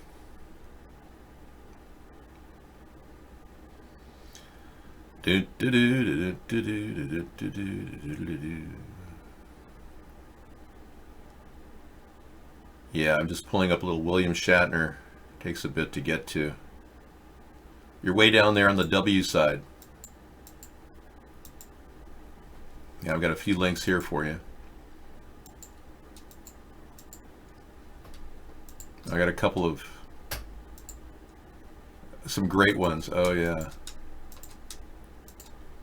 Famous moments in Star Trek fame. It must be fun being a living icon, you know? I'm sure wherever you go at the store in where is it? You live somewhere in California, I'm pretty sure. Yeah. Westlake Village. I'm going to guess you live there, but I bet you don't. That's just a guess. All right. Turn right. Uncover. Uncover, yeah. Hey, look at that. Look at all the great images of William Shatner, everybody.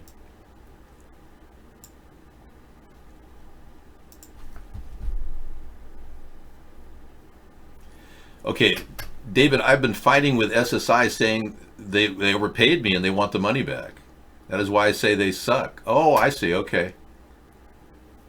Yeah. So they give you extra money. You spend it because you normally would, and they want it back. I don't blame you for fighting them, Sunstar. That sucks. I know.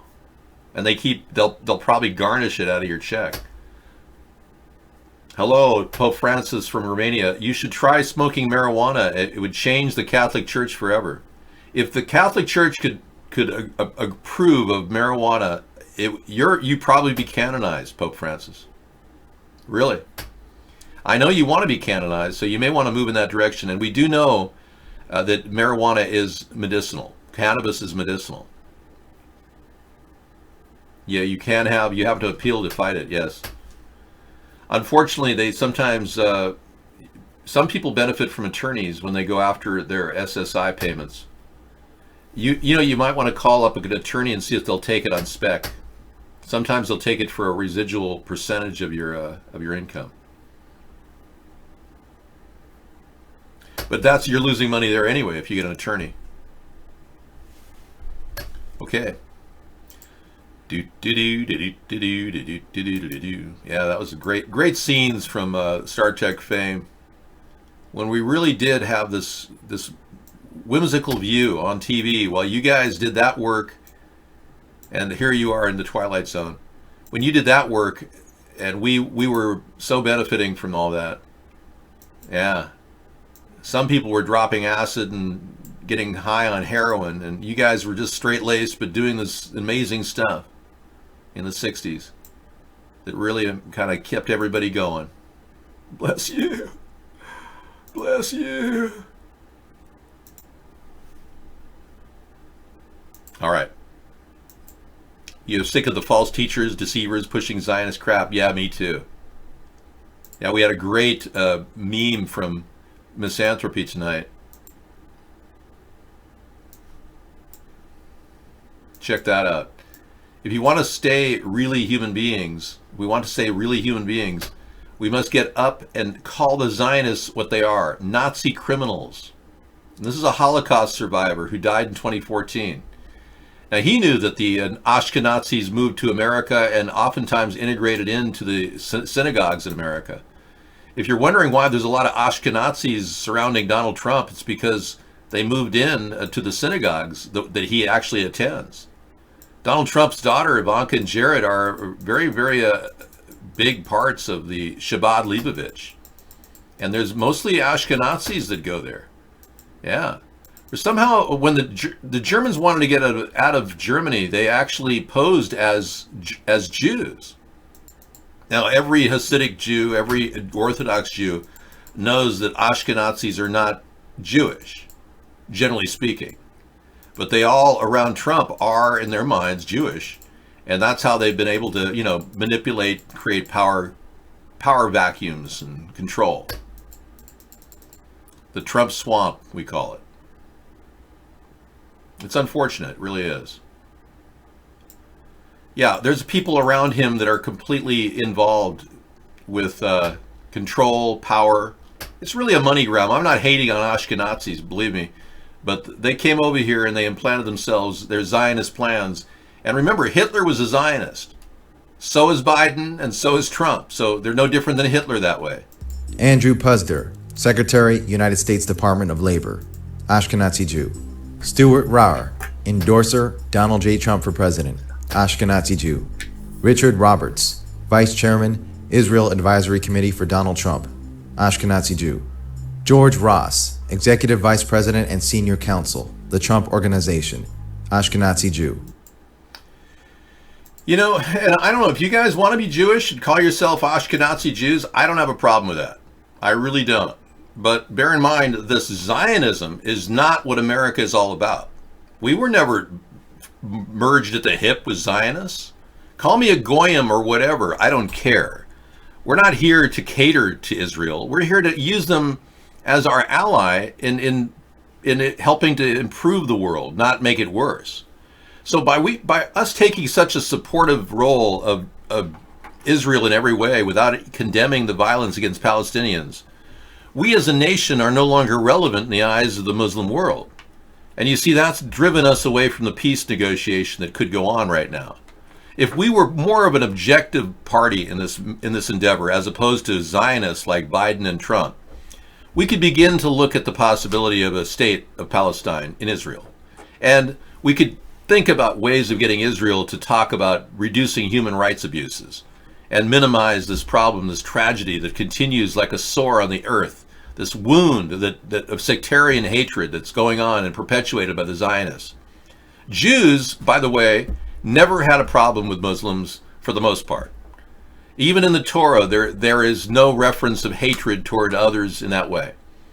It's when Zionism was created in the 1890s, and then they came up with a plan to create a state of Israel in 1917 with the Balfour Declaration, they actually created this rift between Muslims and Jews. And all of this is related to Zionism. And if we could just extract Zionism from global foreign policy for the U.S., we begin to start afresh. We begin to look at this as a much more of a humanity-based solution for the Palestinian plight right now. They're going nowhere with where they're going right now. And a call to action against Netanyahu is really shaking up Israel right now. They're having another election due to the simple fact that his wife was involved in corruption charges and has admitted guilty, being guiltily involved in helping pay for caterers and going against their budget and all this. Foodgate, they call it. Anyway, Netanyahu's fighting for his proverbial life, but it's a lot of people in Israel who are not happy with the fact that Israel is using and invoking apartheid policies that drive people apart. That's a big problem. And Likud is not in any way a centrist movement in Israel. It is a far right-wing movement that Netanyahu has created, the Likud party.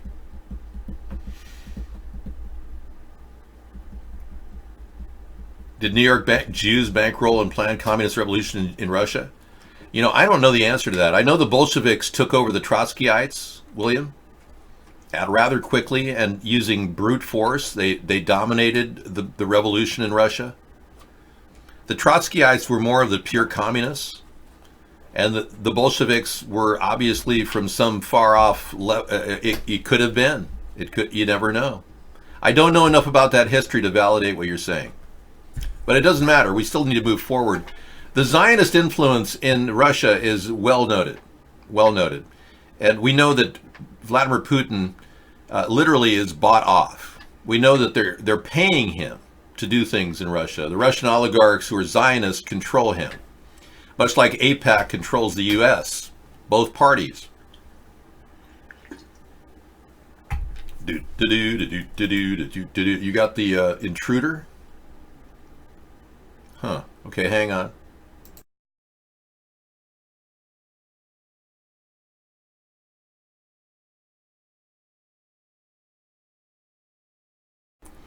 The 1962 trailer of The Intruder. The Negroes will literally. Oh, I like that. Yeah. We talked about Negroes in this particular one. Yep, that's not the N-word, folks. No. We'll take a look at that later tonight. Yep. Yeah, I'm more than willing to look at that. Yeah, a lot of movies talked about that under that name, and it's certainly legal within the confines of censorship laws.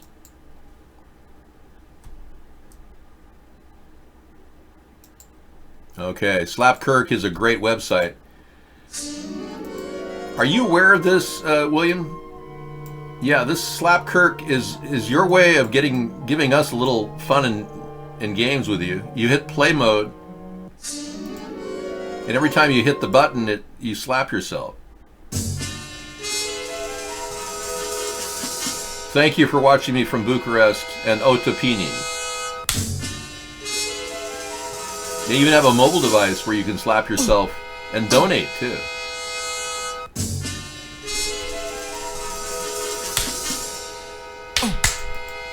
Every time you hit the button, it slaps. I think it's basic. It kind of slows down based on your download speed. So if you have a faster T1 connection, you can slap him faster. Yeah. In case you didn't know this site existed, William, here it is. It's for your own edification. All right. Well, we certainly have covered a lot of territory tonight. David, on a day-to-day basis, do you consider yourself a viable human being? What? What kind of a stupid question is that? You measure yourself based on what other people believe you are? That's absurd. I would never analyze my daily life whether I'm a viable human being. That's like assessing yourself as, are you a good worker ant? Have you submitted to the Borg? I mean, where do you get these things, Rum Bubba? It's a stupid question, yeah. I mean, nobody wants to see themselves as a non-viable human being. I mean, we have survival instinct, all of us do. Unless, of course, you're suicidal, and that would mean you need treatment or some sort. But yeah, I think everybody sees themselves as viable. It's a given.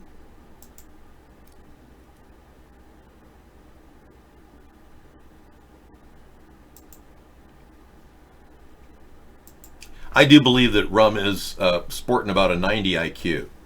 But you know what's really interesting about this guy is he said that he actually has, he's read thousands of books at the library.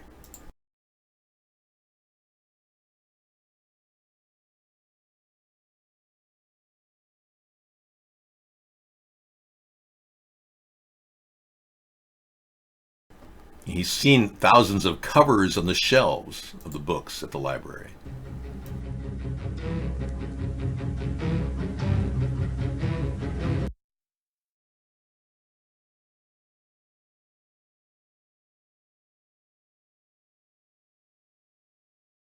So now you have the entire movie, The Intruder. Wow, good to know.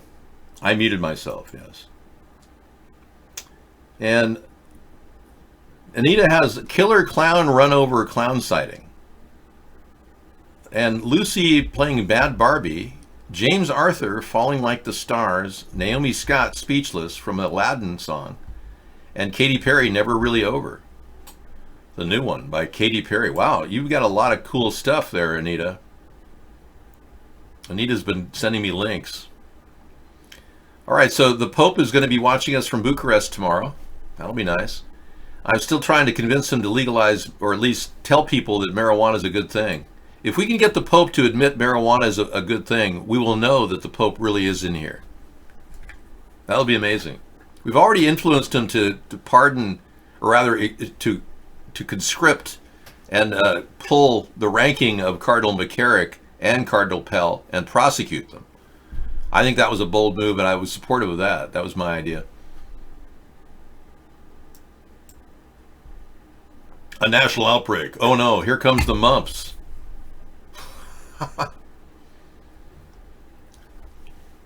12 cases of the illness have been reported near their office in Gainesville. A number may seem small, but the department said that there's 0 to 2 cases of the mumps. Okay, well, bear in mind,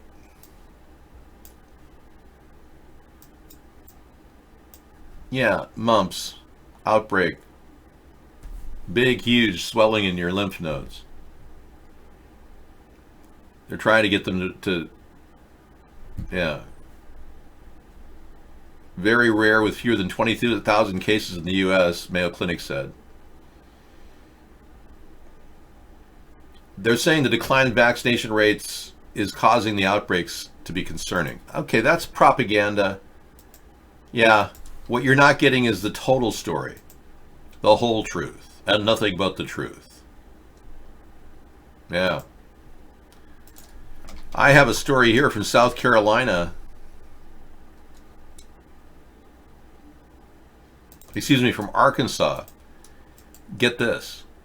This is in contrast to the story I just read you. Arkansas hit by mumps outbreak, only among those vaccinated.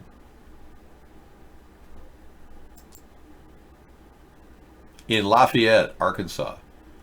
So here's an alternative link to the outbreak occurring because of the vaccine. Point counterpoint. Check that out. Yeah, mumps being caused by the vaccine. Yeah, the scientists they said interviewed said the phenomenon they still don't understand. Yeah, because they keep vaccinating people. Now you're talking about a sex change for a cat? Well, it is kind of a fun day to talk about sustainable issues like transgenderism, which I don't want to in any way condone. Same-sex couple Amanda and Amanda Johnson claim their 7-year-old male cat Wolfgang is actually a female and wants to help their pet realize its true gender. Oh, that's so sweet. Male cats tend to be more aggressive, but Wolfgang is not. Male cats tend to want to hunt more. Wolfgang does not. Male cats tend to be more territorial. Wolfgang is a giant teddy bear that runs from all conflict. But they have the smoking gun, that Johnson said, that proves they're right. When we put Wolfgang in male cat clothes, he gets very angry and wants them off. When we dress him in a dress, he purrs with feminine delight. He never wants to take the dress or panties off. They're dressing their cat in panties. It's clear as a bell that Wolfgang is a woman cat, not a man cat. Yeah. Since society believes they have transgenders, it's okay, then... Well, we don't. I don't think society wants your cat to have a sex change operation, okay? Amanda Johnson. I think society wants your cat to be just himself. Don't change his sex object or his genitalia. Thank you. Yeah, he likes the soft fabric. They probably put female pheromones on it too. He's obviously attracted to those female pheromones from the female item. Right. It's just classic. They put a female item on a male, and of course he likes that. Yeah. He's really a stud. He's a hot cat on a hot tin roof. He's set to go. You got some David Jansen and Tim Conway, the late Tim Conway, YouTube. Welcome back. Oh, I love it. One of my favorite actors, The Fugitive, David Jansen. We'll get a little of that tonight. A little retro Saturday tonight. Would you like to see the entire wardrobe of The Fugitive? This is it. Right. He went to great expense. Look. He was a great actor. The Fugitive, David Jansen. We'll add that to tonight's link. Thank you. Blesseth you with. Okay, we got a 10-minute video. Detained and thrown in the cell. Welcome to the Bilderberg in 2019. That'll be coming up after our 153 news. Absolutely. And we got some Crosby, Stills, and Nash coming up. Good. And of course this. Hello, Dave. You're looking well today. Thank you. But we're going to kick things off with a little Bob Dylan right after this. Hey, thanks for coming in, everybody. Tonight, we've been doing Saturdays for a long time, since 2010. Our anti-war Saturday advanced into the anti-war rally, which we pressed for getting no support for rebel troops in Syria. Trump liked our show, pulled rebel support. I said, let's get out of Syria. Trump liked our show. He pulled out of Syria. But unfortunately, Bolton is not doing that. Bolton is going against Trump. We're going to see how long Bolton survives as National Security Advisor, but his policies are leading to more war. Remember, Bolton was involved in the Iraq and Afghanistan war, starting it. And I'm a little concerned that that's been a bad policy for America. So hopefully Trump will listen to me and keep getting us out of wars, not putting us in. I certainly hope he doesn't start a war with Iran. On that note, let's hope that this country can stay stable until logic and order comes back when chaos exists.